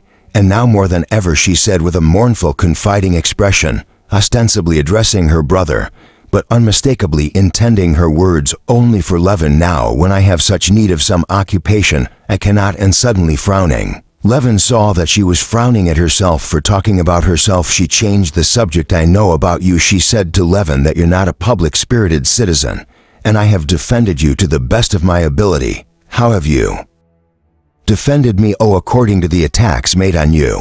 But won't you have some tea? She rose and took up a book bound in Morocco. Give it to me. And Archidevna said for Kuev, indicating the book. It's well worth taking up. Oh no, it's also sketchy. I told him about it. Stepan Herkardievich said to his sister, nodding at Levin, you shouldn't have. My writing is something after the fashion of those little baskets and carving which Liza Metzelova used to sell me from the prisons. She had the direction of the prison department in that society. She turned to Levin, and they were miracles of patience, the work of those poor wretches. Levin saw a new trait in this woman who attracted him so extraordinarily. Besides what grace and beauty, she had truth. She had no wish to hide from him all the bitterness of her position.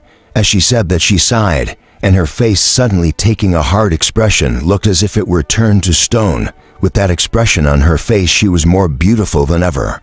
But the expression was new. It was utterly unlike that expression, radiant with happiness and creating happiness, which had been caught by the painter in her portrait. Levin looked more than once at the portrait and at her figure as, taking her brother's arm, she walked with him to the high doors, and he felt for her tenderness and pity, at which he wondered himself. She asked Levin and Vorkwev to go into the drawing room, while she stayed behind to say a few words to her brother about her divorce, about Ronsky, and what he's doing at the club. About me, wondered Levin, and he was so keenly interested by the question of what she was saying to Stepan Herkadovich that he scarcely heard what Vorkwev was telling him of the qualities of the story for children on Archidevna had written at tea. The same pleasant sort of talk, full of interesting matter, continued. There was not a single instant when a subject for conversation was to seek. On the contrary, it was felt that one had hardly time to say what one had to say, and eagerly held back to hear what the others were saying,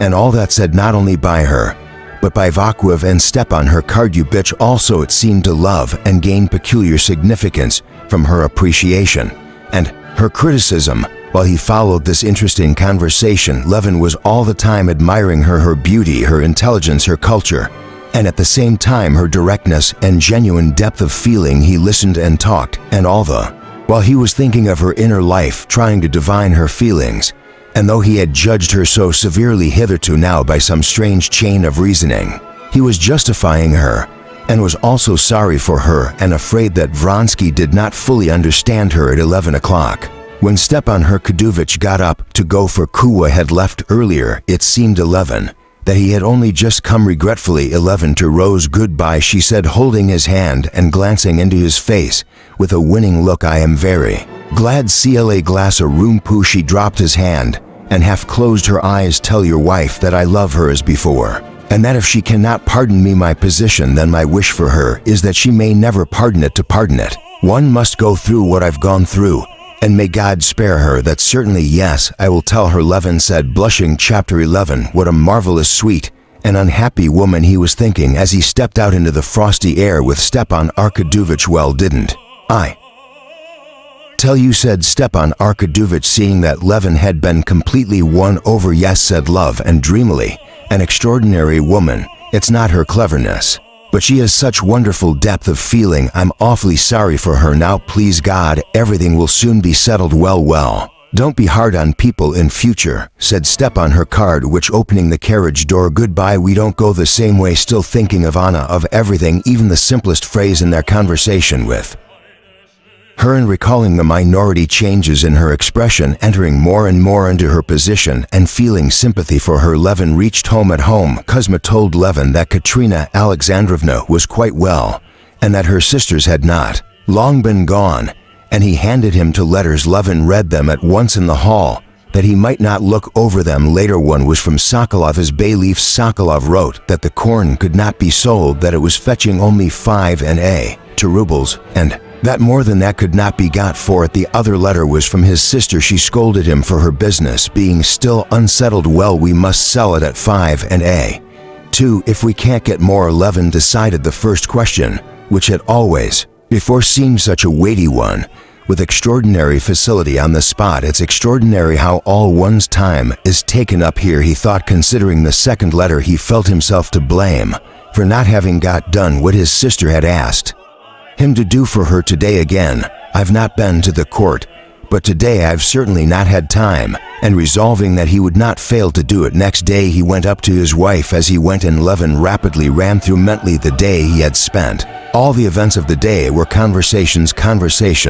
He had heard and taken part in. All the conversations were upon subjects which, if he had been alone at home, he would never have taken up, but here they were very interesting, and all these conversations were right enough, only in 2 places there was something not quite right. One was what he had said about the carp, the other was something not quite the thing in the tender sympathy he was feeling for Anna. Levin found his wife low-spirited and dull. The dinner of the 3 sisters had gone off very well, but then they had waited and waited for him. All of them had felt dull. The sisters had departed, and she had been left alone. Well, and what have you been doing? She asked him, looking straight into his eyes, which shone with a rather suspicious brightness.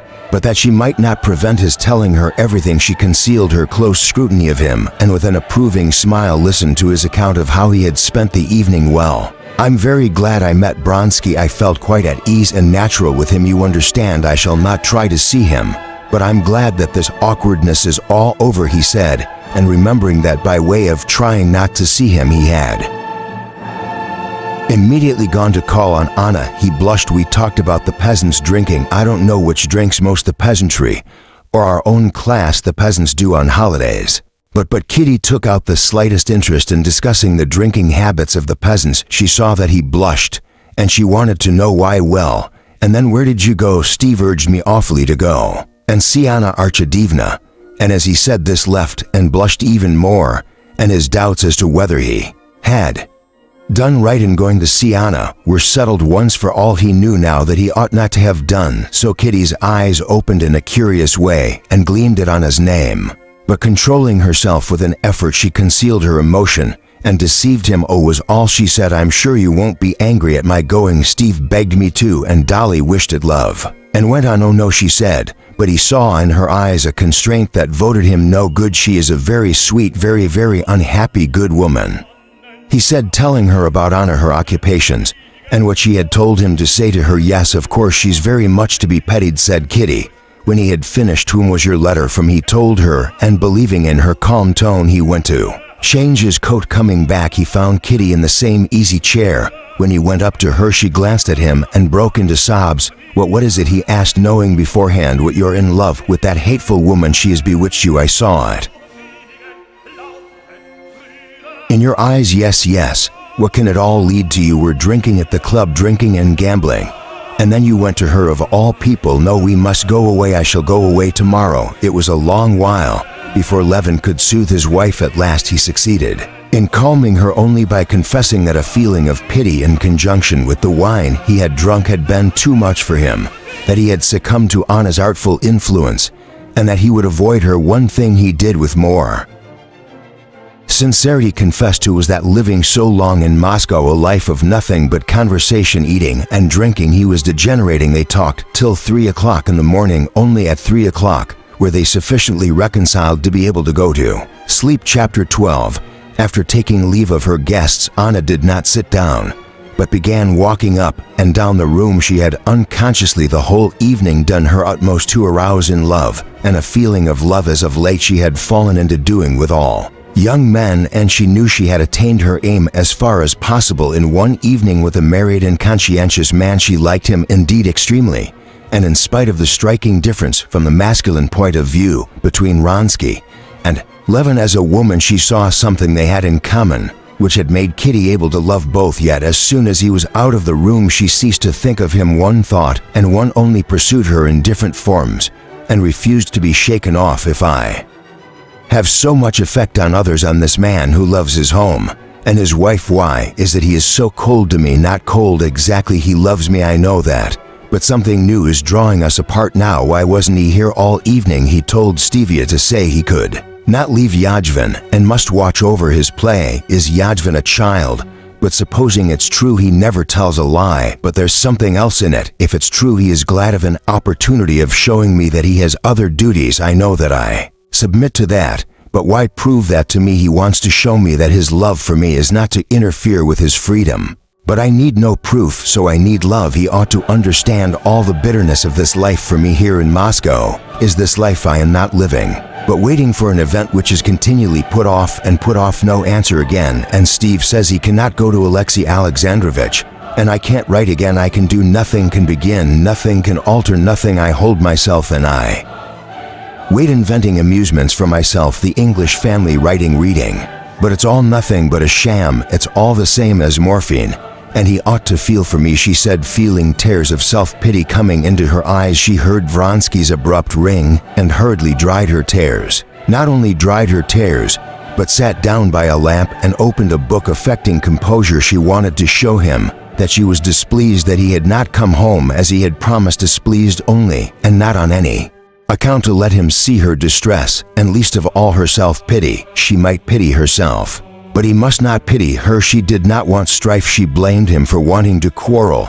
but unconsciously put herself into an attitude of antagonism. Well, you've not been dull, he said eagerly and good-humoredly, going up to her. What a terrible passion it is, gambling. No, I've not been dull. I've learned long ago not to be dull. Steve has been here in Levin. Yes, they meant to come and see you. How did you like Levin? He said, sitting down beside her. Very much. They've not long gone. What was Yash been doing? He was winning 17,000. I got him away. He had really started home, but he went back again, and now he's losing men. What did you stay for? She asked, suddenly lifting her eyes to him. The expression of her face was cold and ungracious. She told Steve, you were staying on to get Yajban away, and you've left him there. The same expression of cold readiness for the conflict appeared on his face too. In the first place, I did not ask him to give you any message, and secondly, I never tell lies.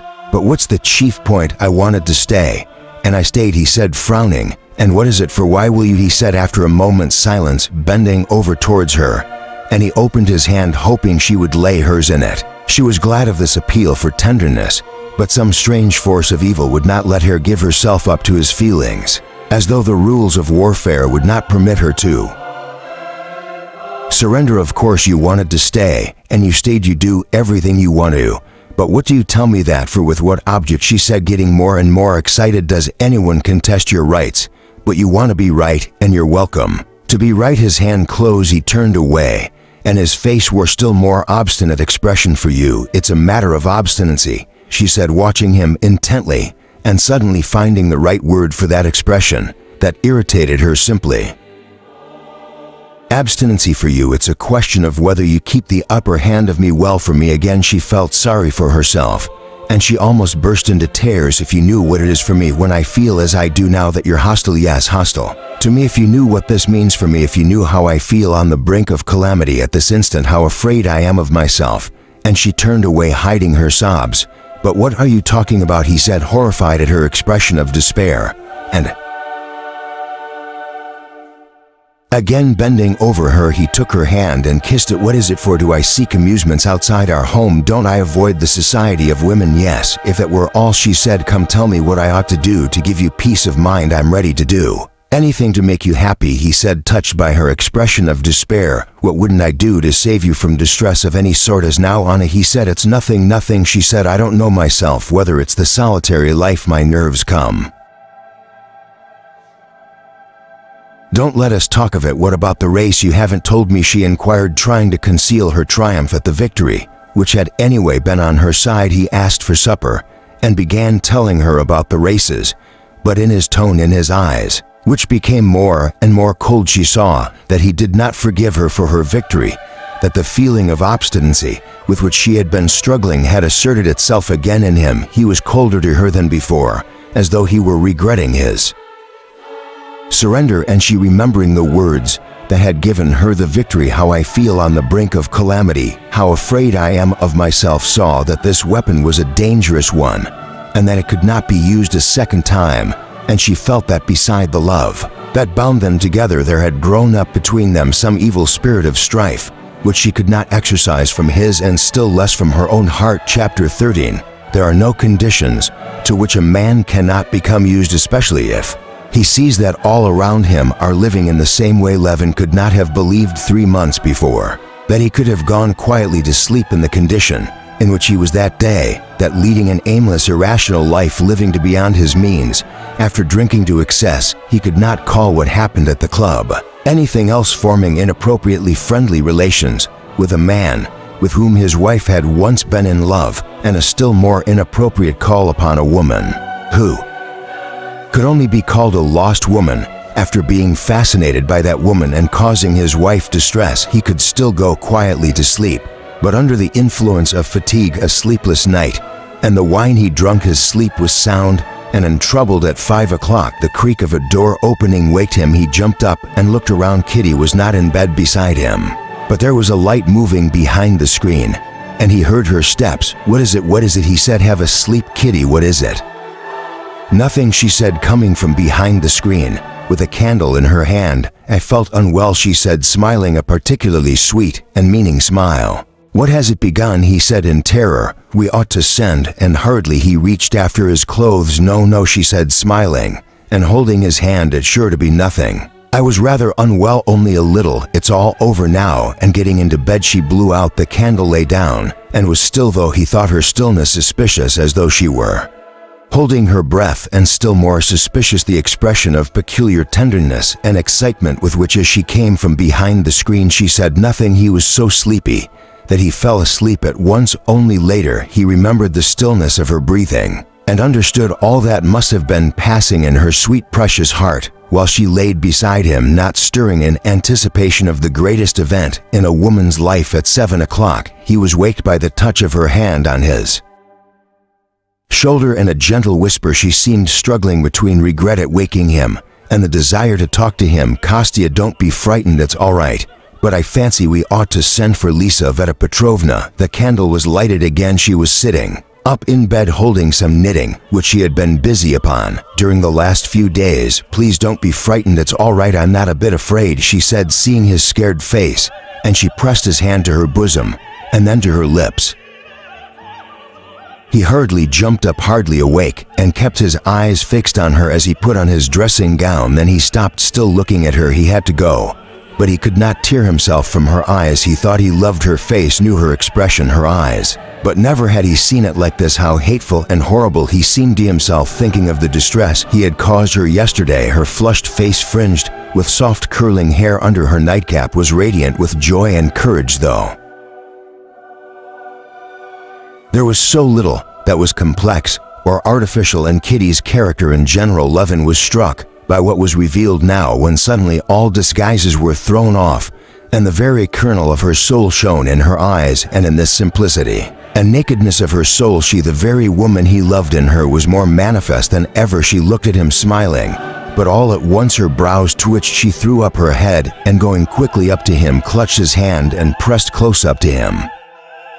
Breathing her hot breath upon him, she was in pain, and was as it were complaining to him of her suffering, and for the first minute from habit it seemed to him that he was to blame, but in her eyes there was a tenderness that told him that she was far from approaching him, that she loved him for her sufferings. If not I, who is to blame for it, he thought, unconsciously seeking someone responsible for this suffering for him to punish. But there was no one responsible. She was suffering, complaining and triumphing in her sufferings, and rejoicing in them and loving them. He saw that something sublime was being accomplished in her soul. But what he could not make it out, it was beyond his understanding. "I've sent to Mama. You go quickly to fetch Lizaveta Petrovna Kostya. Nothing, it's over." She moved away from him and rang the bell. "Well, go now, Pash is coming." "I am all right," and Levin saw with astonishment that she had taken up the knitting she had brought in the night, and begun working at it again. As Levin was going out of one door, he heard the maid servant come in at the other. He stood at the door and heard Kitty giving exact directions to the maid and beginning to help her move the bedstead. He dressed, and while they were putting in his horses, as a hired sledge was not to be seen, yet he rang again up to the bedroom, not on tiptoe it seemed to him, but on wings. Two maid servants were carefully moving something in the bedroom. Kitty was walking about, knitting rapidly and giving directions. "I'm going for the doctor. They have sent for Lizaveta Petrovna.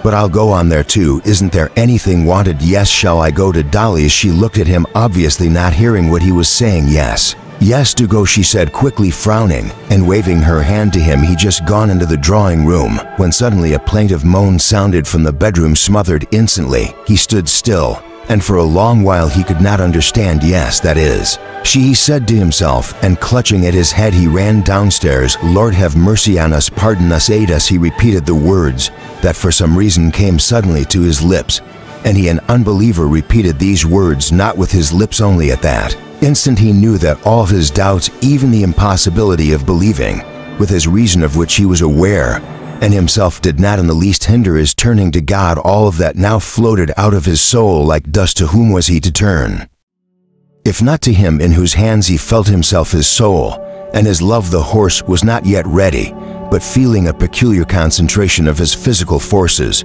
and his intellect on what he had to do, he started off on foot without waiting for the horse, and told Kuzma to overtake him. At the corner he met a nightcap man driving hurriedly. In a little sledge wrapped in a velvet cloak sat Lizaveta Petrovna with a kerchief round her head. Thank God," he said, overjoyed to recognize her little fair face, which wore a peculiarly serious, even stern expression.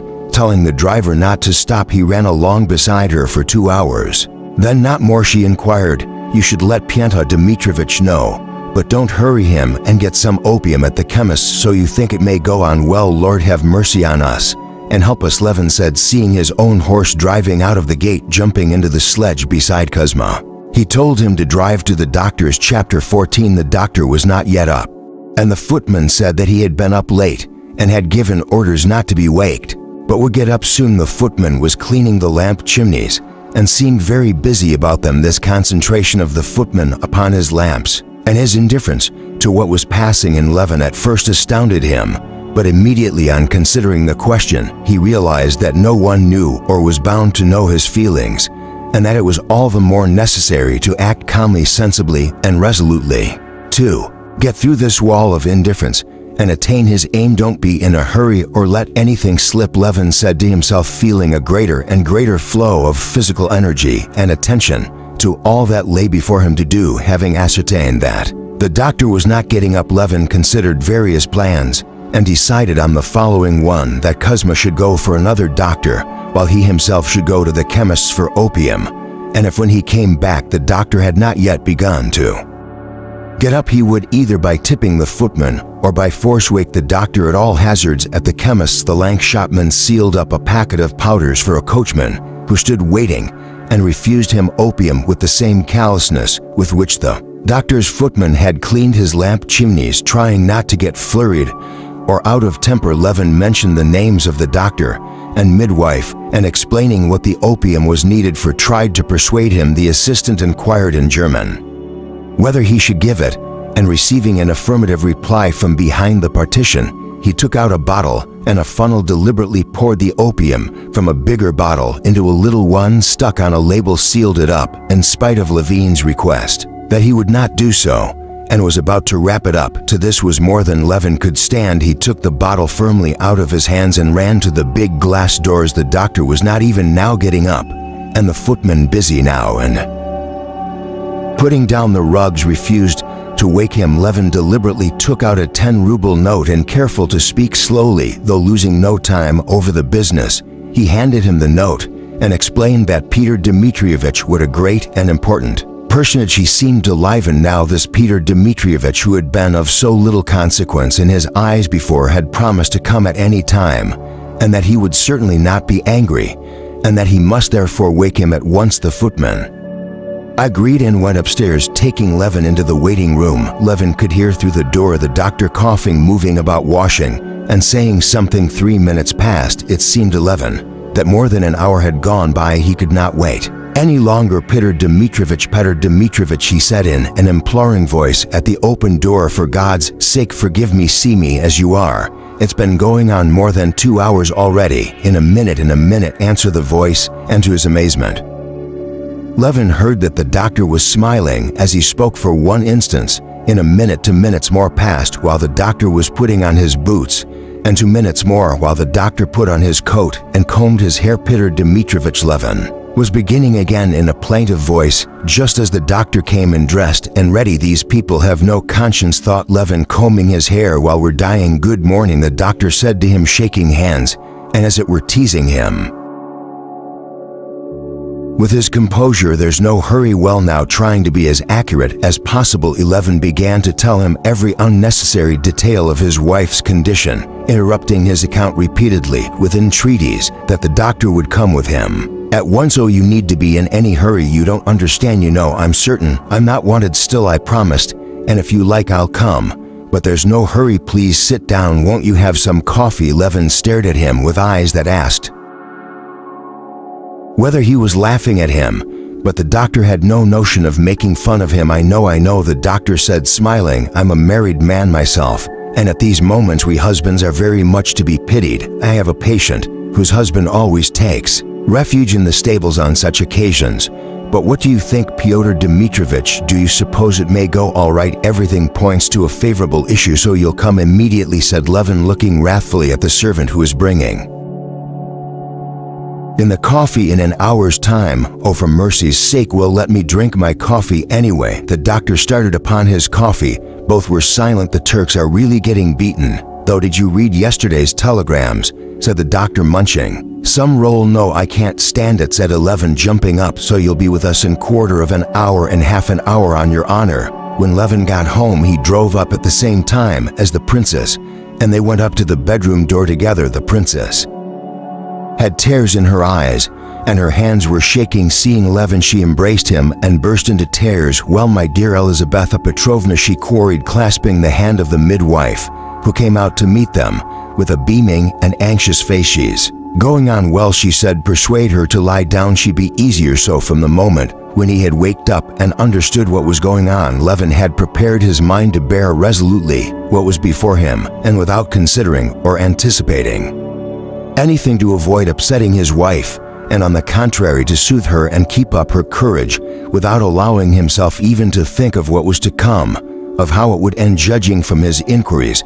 as to the usual duration of these ordeals, Levin had in his imagination braced himself to bear up and to keep a tight rein on his feelings for 5 hours, and it had seemed to him he could do this. But when he came back from the doctor's and saw her sufferings again, he fell to repeating more and more frequently, Lord, have mercy on us and succor us. He sighed and flung his head up and began to feel afraid he could not bear it, that he would burst into tears or run away. Such agony it was to him. And only 1 hour had passed, but after that hour there passed another hour, 2 hours, 3, the full 5 hours he had fixed as the furthest limit of his sufferings, and the position was still unchanged, and he was still bearing it, because there was nothing to be done but bear it every instant, feeling that he had reached the utmost limits of his endurance, and that his heart would break with sympathy and pain. But still the minutes passed by, and the hours, and still hours more, and his misery and horror grew, and were more and more intense, all the ordinary conditions of life, without which one can form no conception of anything, had ceased to exist for 11. He had lost all sense of time. Minutes, those minutes when she sent for him, and he held her moist hand that would squeeze his hand with extraordinary violence, and then push it away, seemed to him hours, and hours seemed to him minutes.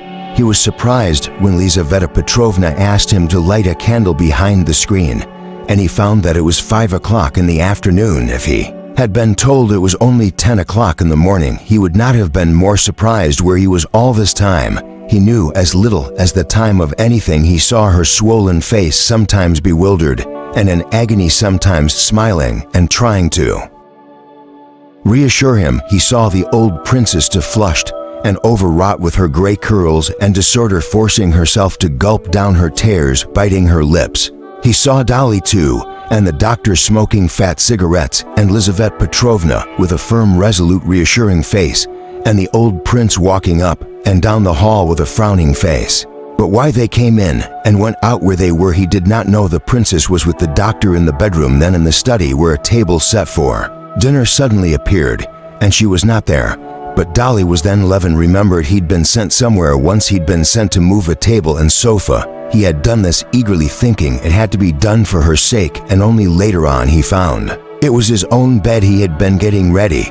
Then he had been sent to the study to ask the doctor something. The doctor had answered, and then it said something about the irregularities in the municipal council. Then he had been sent to the bedroom to help the princess to move the holy picture in its silver and gold setting, and with the princess's old waiting maid he had clambered on a shelf to reach it, and had broken the little lamp, and the old servant had tried to reassure him about the lamp and about his wife, and he carried the holy picture and set it at Kitty's head, carefully tucking it in behind the pillow. But where, when, and why all this had happened he could not tell. He did not understand why the old princess took his hand, and looking compassionately at him, begged him not to worry himself, and Dolly persuaded him to eat something and let him out of the room, and even the doctor looked seriously and with commiseration at him and offered him a drop of something. All he knew and felt was that what was happening was what had happened nearly a year before in the hotel of the country town at the deathbed of his brother Nikolai. But that had been grief, this was joy, yet that grief and this joy were alike outside all the ordinary conditions of life. They were loopholes, as it were, in that ordinary life through which there came glimpses of something sublime, and in the contemplation of the sublime, something the soul was exalted to inconceivable heights, of which it had before had no conception, while reason lagged behind, unable to keep up with it. Lord, have mercy on us and succor us, he repeated to himself incessantly, feeling, in spite of his long, and as it seemed complete alienation from religion, that he turned to God just as trustfully and simply as he had in his childhood and first youth. All this time, he had two distinct spiritual conditions. One was away from her with the doctor, who kept smoking one fat cigarette after another and extinguishing them on the edge of a full ashtray with Dolly, and with the old prince, where there was talk about dinner, about politics, about Maria Petrovna's illness, and where Levin suddenly forgot for a minute what was happening and felt as though he had waked up from sleep. The other was in her presence at her pillow, where his heart seemed breaking and still did not break from sympathetic suffering, and he prayed to God without ceasing, and every time he was brought back from a moment of oblivion by a scream reaching him from the bedroom, he fell into the same strange terror that had come upon him the first minute. Every time he heard a shriek, he jumped up, ran to justify himself, remembered on the way he was not to blame, and he longed to defend her, to help her.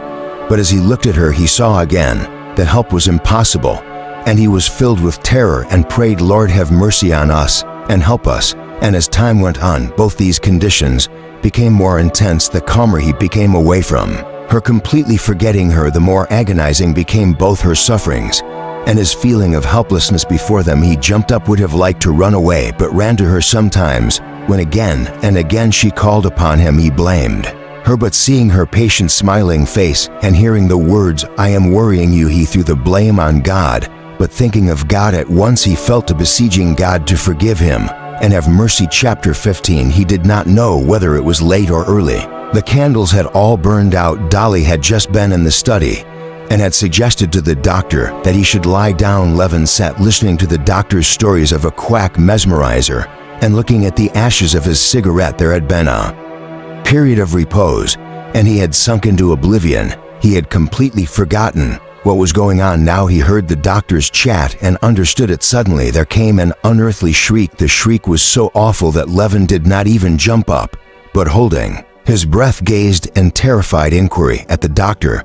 The doctor put his head on one side, listened, and smiled approvingly. Everything was so extraordinary that nothing could strike Love in a strange. I suppose it must be so, he thought, and still sat where he was. Whose scream was this? He jumped up, ran on tiptoe to the bedroom, edged round Elizabetha Petrovna and the princess, and took up his position at Kitty's pillow. The scream had subsided, but there was some change now. What it was he did not see and did not comprehend, and he had no wish to see or comprehend, but he saw it by the face of Lizaveta Petrovna. Lizaveta Petrovna's face was stern and pale and still as resolute, though her jaws were twitching and her eyes were fixed intently on Kitty. Kitty's swollen and agonized face, a truss of hair clinging to her moist brow, was turned to him and saw his eyes. Her lifted hands asked for his hands, clutching his chill hands to her moist ones. She began squeezing them to her face. Don't go, I'm not afraid, I'm not afraid. Mama, take my earrings, they bother me. You're not afraid. Quick, Lizaveta Petrovna. She spoke quickly, very quickly, and tried to smile, but suddenly her face was drawn. She pushed him away. Oh, this is awful. I'm dying, go away, she shrieked, and again he heard that unearthly scream. Levin clutched at his head and ran out of the room. It's nothing, it's all right, Dolly called after him, but they might say what they liked. He knew now that all was over. He stood in the next room, his head leaning against the doorpost, and heard shrieks, howls such as he had never heard before, and he knew that what had been Kitty was uttering these shrieks. He had long ago ceased to wish for the child. By now he loathed this child. He did not even wish for her life. Now all he longed for was the end of this awful anguish. Doctor, what is it? By God, he said, snatching at the doctor's hand as he came up. It's the end, said the doctor. And the doctor's face was so grave as he said it that Levin took the end as meaning her death. Beside himself, he ran into the bedroom. The first thing he saw was the face of Lizaveta Petrovna. It was even more frowning and stern. Kitty's face, he did not know, in the place where it had been, was something that was fearful, and its strained distortion, and in the sounds that came from it. He fell down with his head on the wooden framework of the bed, feeling that his heart was bursting. The awful scream never paused. It became still more awful, and as though it had reached the utmost limit of terror, suddenly it ceased. Levin could not believe his ears, but there could be no doubt the scream had ceased, and he heard a subdued stir, and bustle and hurried breathing, and her voice gasping, alive, tender, and blissful, uttered softly, "It's over." He lifted his head with her hands hanging exhausted on the quilt, looking extraordinarily lovely and serene. She looked at him in silence and tried to smile and could not, and suddenly from the mysterious and awful faraway world in which he had been living for the last 22 hours, Levin felt himself all in an instant borne back to the old everyday world, glorified though now by such a radiance of happiness that he could not bear it. The strained chords snapped, sobs and tears of joy, which he had never foreseen, rose up with such violence that his whole body shook, that for long they prevented him from speaking. Falling on his knees before the bed, he held his wife's hand before his lips and kissed it, and the hand, with a weak movement of the fingers, responded to his kiss. And meanwhile there at the foot of the bed, in the deft hands of Lizaveta Petrovna, like a flickering light in a lamp, lay the life of a human creature which had never existed before,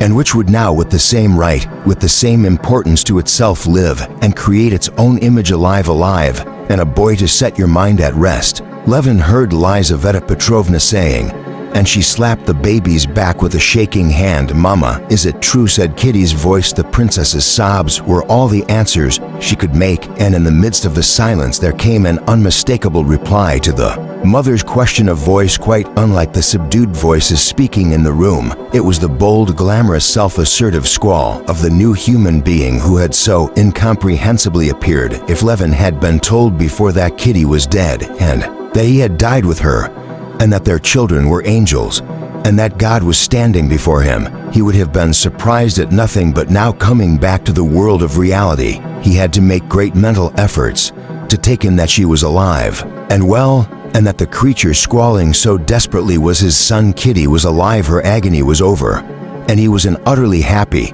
that he understood he was completely happy in it. But the baby went. Why? Who was he? He could not get used to the idea. It seemed to him something extraneous, superfluous, to which he could not accustom himself. Chapter 16. At 10 o'clock, the old Prince Sergei Ivanovich and Stepan Arkadovich were sitting at Levin's, having inquired after Kitty. They had dropped into conversation upon other subjects. Levin heard them, and unconsciously, as they talked, going over the past, over what had been up to that morning, he thought of himself as he had been yesterday. Till that point, it was as though 100 years had passed since then. He felt himself exalted to unattainable heights, from which he studiously lowered himself, so as not to wound the people he was talking to. He talked, and was all the time thinking of his wife, of her condition, now of his son, and whose existence he tried to school himself into believing the whole world of woman, which had taken for him since his marriage a new value he had never suspected before, was now so exalted that he could not take it in his imagination. He heard them talk of yesterday's dinner at the club, and thought, what is happening to her now? She's asleep. How is she? What is she thinking? Is he crying, my son Dmitri? And in the middle of the conversation, in the middle of a sentence, he jumped up and went out of the room. Send me word if I can see her, said the prince. Very well, in a minute, answered Levin. And without stopping, he went to her room. She was not asleep. She was talking gently with her mother, making plans about the christening, carefully set to rights, with hair well brushed, in a smart little cap with some blue in it, her arms out on the quilt. She was lying on her back, meeting his eyes. Her eyes drew him to her, her face bright, before brightened still more as he drew near her. There was the same change in it from earthly to unearthly that is seen in the face of the dead. But then it means farewell. Here it meant welcome again. A rush of emotion, such as he had felt at the moment of the child's birth, flooded his heart. She took his hand and asked him if he had slept. He could not answer, and turned away, struggling with his weakness. I've had a nap, Costa, she said to him, and I'm so comfortable now. She looked at him, but suddenly her expression changed. Give him to me, she said, hearing the baby's cry. Give him to me, Elizabetha Petrovna, and he shall look at him. To be sure, his papa should look at him, said Lizaveta Petrovna, getting up and bringing something red and queer and wriggling. Wait a minute, we'll make him tidy first. Elizabeth Petrovna laid the red wobbling thing on the bed, began untrusting and trusting up the baby, lifting it up and turning it over with one finger and powdering it with something. Levin looked at the tiny pitiful creature, made strenuous efforts to discover in his heart some traces of fatherly feeling for it. He felt nothing towards it but disgust.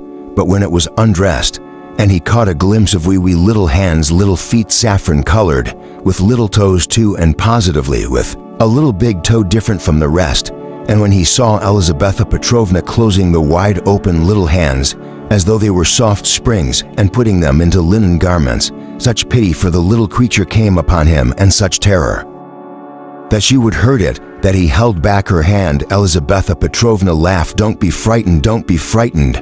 When the baby had been put to rights and transformed into a firm doll, Elizabetha Petrovna dandled it as though proud of her handiwork, and stood a little away so that Levin might see his son in all his glory. Kitty looked sideways in the same direction, never taking her eyes off the baby. Give him to me, she said, and even made as though she would sit up. What are you thinking of, Katerina Alexandrovna? Now you mustn't move like that. Wait a minute, I'll give him to you. Here, we're showing Papa what a fine fellow we are. And Lizaveta Petrovna, with one hand supporting the wobbling head, lifted up on the other arm the strange limp red creature, whose head was lost in its waddling clothes, but it had a nose too, and slanting eyes and smacking lips. A splendid baby, said Elizabetha Petrovna, left inside with mortification. This splendid baby excited in him no feeling but disgust and compassion. It was not at all the feeling he had looked forward to. He turned away while Elizabetha Petrovna put the baby to the unaccustomed breast. Suddenly laughter made him look around. The baby had taken the breast. Come, that's enough, said Elizabetha Petrovna. But Kitty would not let the baby go. He fell asleep in her arms. Look now, said Kitty, turning the baby so that he could see it. The aged-looking little face suddenly puckered up still more, and the baby sneezed, smiling, hardly able to restrain his tears. Levin kissed his wife and went out of the dark room.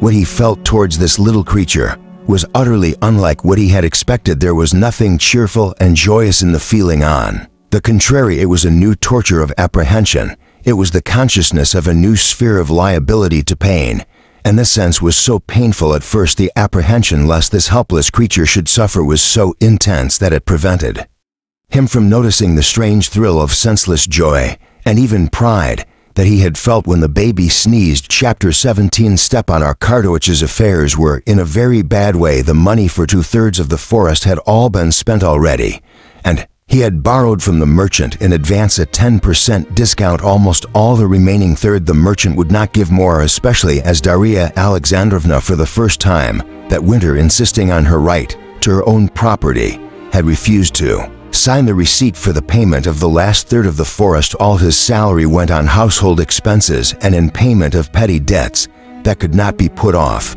There was positively no money. This was unpleasant and awkward and didn't step in Arkadyevitch's opinion. Things could not go on like this. The explanation of the position was in his mind to be found in the fact that his salary was too small. The post he felt had been unmistakably very good 5 years ago, but it was so no longer. Petrov, the bank director, had 12,000. Spatinsky, a company director, had 17,000. Martini, who had founded a bank, received 50,000. Clearly I've been napping and they've overlooked me. Stepan Arkadyevitch thought about himself, and he began keeping his eyes and ears open, and towards the end of the winter he had discovered a very good berth, and had formed a plan of attack upon it, at first from Moscow through aunts, uncles, and friends, and then when the matter was well advanced in the spring, he went himself to Petersburg. It was one of those snug, lucrative berths of which there are so many more nowadays than there used to be, with incomes ranging from 1,000 to 50,000 rubles.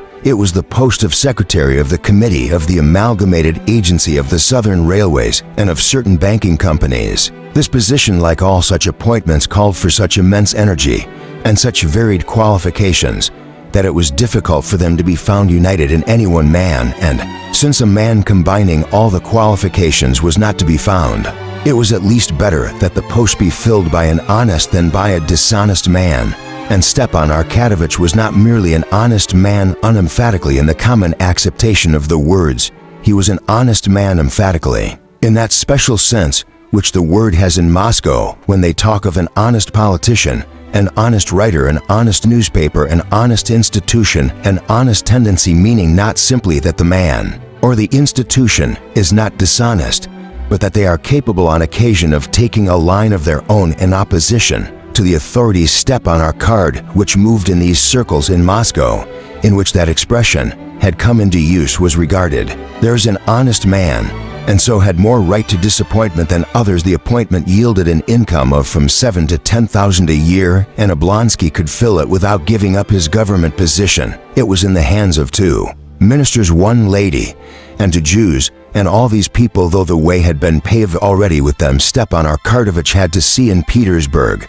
Besides this business, Stepan Arkadyevitch had promised his sister Anna to obtain from Karenina definite answer on the question of divorce, and begging 50 rubles from Dolly, he set off for Petersburg. Stepan Arkadyevitch sat in Karenin's study listening to his report on the causes of the unsatisfactory position of Russian finance, and only waiting for the moment when he would finish to speak about his own business or about Anna. Yes, that's very true, he said, when Alexey Alexandrovitch took off the pince-nez, without which he could not read now, and looked inquiringly at his former brother-in-law. That's very true in particular cases, but still the principle of our day is freedom. Yes, but I lay down another principle embracing the principle of freedom, said Alexey Alexandrovitch with emphasis on the word embracing, and he put on his pince-nez again so as to read the passage in which the statement was made, and turning over the beautifully written wide-margin manuscript, Alexey Alexandrovitch read aloud over again the conclusive passage. I don't advocate protection for the sake of private interests, but for the public weal, and for the lower and upper classes equally, he said, looking over his pince-nez at Oblonsky. But they cannot grasp that they are taken up now with personal interests and carried away by phrases. Stepan Arkadyevitch knew that when Kornin began to talk of what they were doing and thinking, the persons who would not accept his report, and with the cause of everything wrong in Russia, It was coming near the end, and so now he eagerly abandoned the principle of free trade and fully agreed. Alexei Alexandrovich paused, thoughtfully turning over the pages of his manuscript. "Oh, by the way," said Stepan Arkadyevich, "I wanted to ask you sometime, when you see Pomorsky, to drop him a hint that I should be very glad to get that new appointment of Secretary of the Committee of the Amalgamated Agency of the Southern Railways and Banking Companies." Stepan Arkad, which was familiar now with the title of the post he coveted, and he brought it out rapidly without mistake. Alexei Alexandrovich questioned him as to the duties of his new committee, and pondered. He was considering whether the new committee would not be acting in some way contrary to the views he had been advocating. But as the influence of the new committee was of very complex nature, and his views were of very wide application, he could not decide this straight off, and taking off his pince nez, he said, "Of course I could mention it to him, but what is your reason precisely for wishing to obtain the appointment? It's a good salary, rising to 9,000 my means 9,000, repeated Alexei Alexandrovich, and he frowned. The high figure of the salary made him reflect that on that side Stepan Arkad, which his proposed position ran counter to the main tendency of his own projects of reform, which always lean towards economy. I consider, and I have embodied my views in a note on the subject, that in our day these immense salaries are evidence of the unsound economic asset of our finances. What's to be done, said Stepan Arkadovich. Suppose a bank director gets 10,000, well, he's worth it, or an engineer gets 20,000. After all, it's a growing thing, you know. I assume that a salary is the price paid for a commodity, and it ought to conform with the law of supply and demand. If the salary is fixed without any regard for that law, as for instance, when I see two engineers leaving college together, both equally well-trained and efficient, and one getting 40,000 while the other is satisfied with 2, or when I see lawyers and hussies having no special qualifications appointed directors of banking companies with the men's salaries, I conclude that the salary is not fixed in accordance with the law of supply and demand, but simply through personal interest, and this is an abuse of great gravity in itself, and one that reacts injuriously on the government service. I consider. Stepan Arkad, which made haste to interrupt his brother-in-law. Yes, but you must agree that it's a new institution of undoubted utility that's being started. After all, you know, it's a growing thing. What they lay particular stress on is the thing being carried on honestly, said Stepan Arkadovich with emphasis.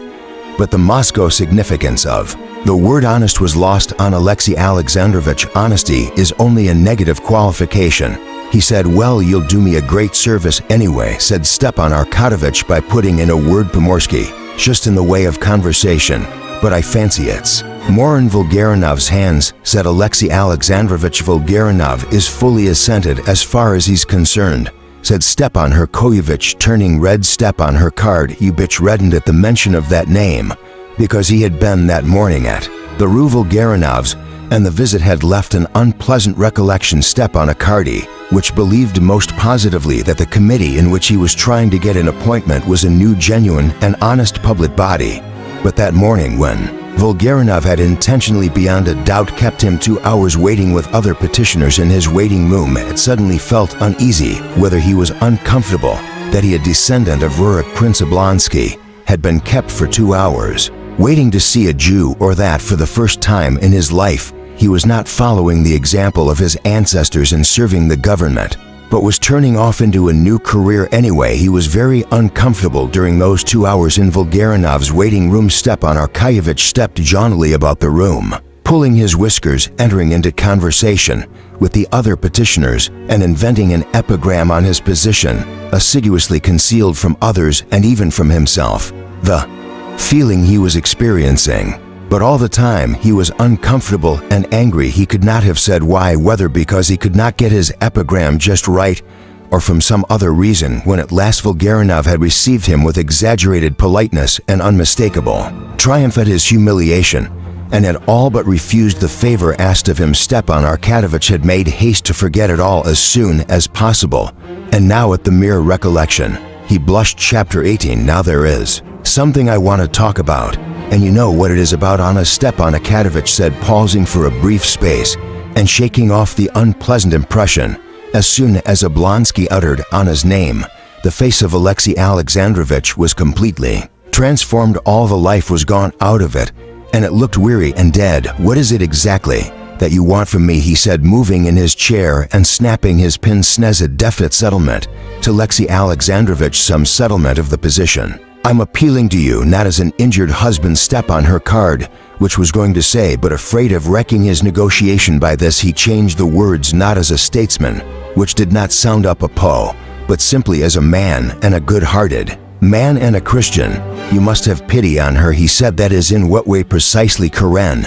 And said softly, yes, pity on her. If you had seen her as I have, I've been spending all the winter with her, you would have pity on her. Her position is awful.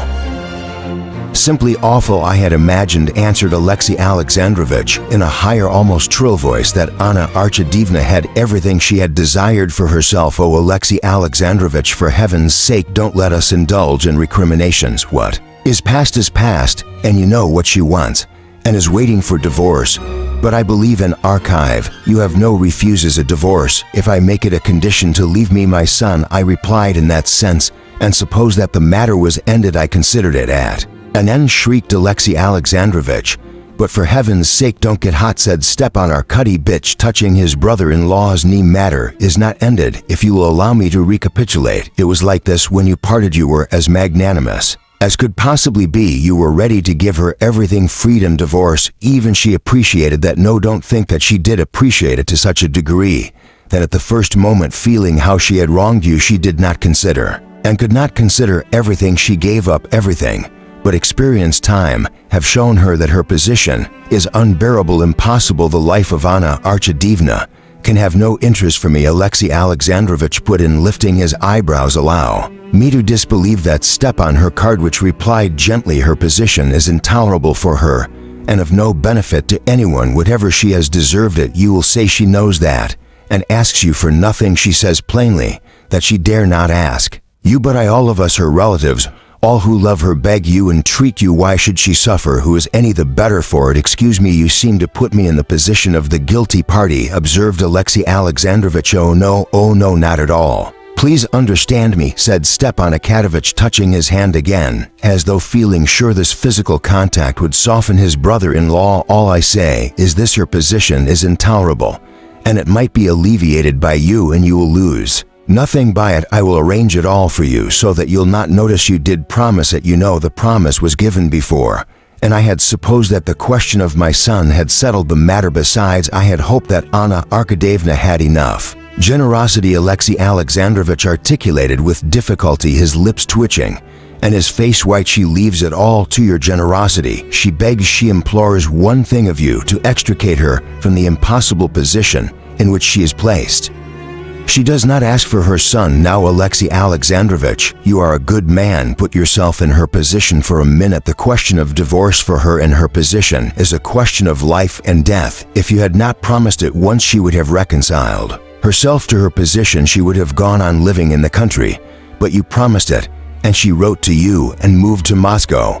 And here she's been for 6 months in Moscow, where every chance meeting cuts her to the heart every day, expecting an answer. Why, it's like keeping a condemned criminal for 6 months with the rope around his neck, promising him perhaps death, perhaps mercy. Have pity on her, and I will undertake to arrange everything. Will school play? I'm not talking about that. Alex Alexandrovich interrupted with disgust. But perhaps I promised what I had no right to promise, so you go back from your promise. I have never refused to do all that is possible, but I want time to consider how much of what I promised is possible. No, Alexei Alexandrovich, cried Oblonsky, jumping up. I won't believe that. She's unhappy as only an unhappy woman can be, and you cannot refuse in such as much of what I promised as is possible. Will prophesy death, Alipa Pulsar, but I, as a believer, cannot in a matter of such gravity act in opposition to the Christian law. But in Christian societies and among us, as far as I'm aware, divorce is allowed, said Stepan. Her card, you bitch. Divorce is sanctioned even by our church,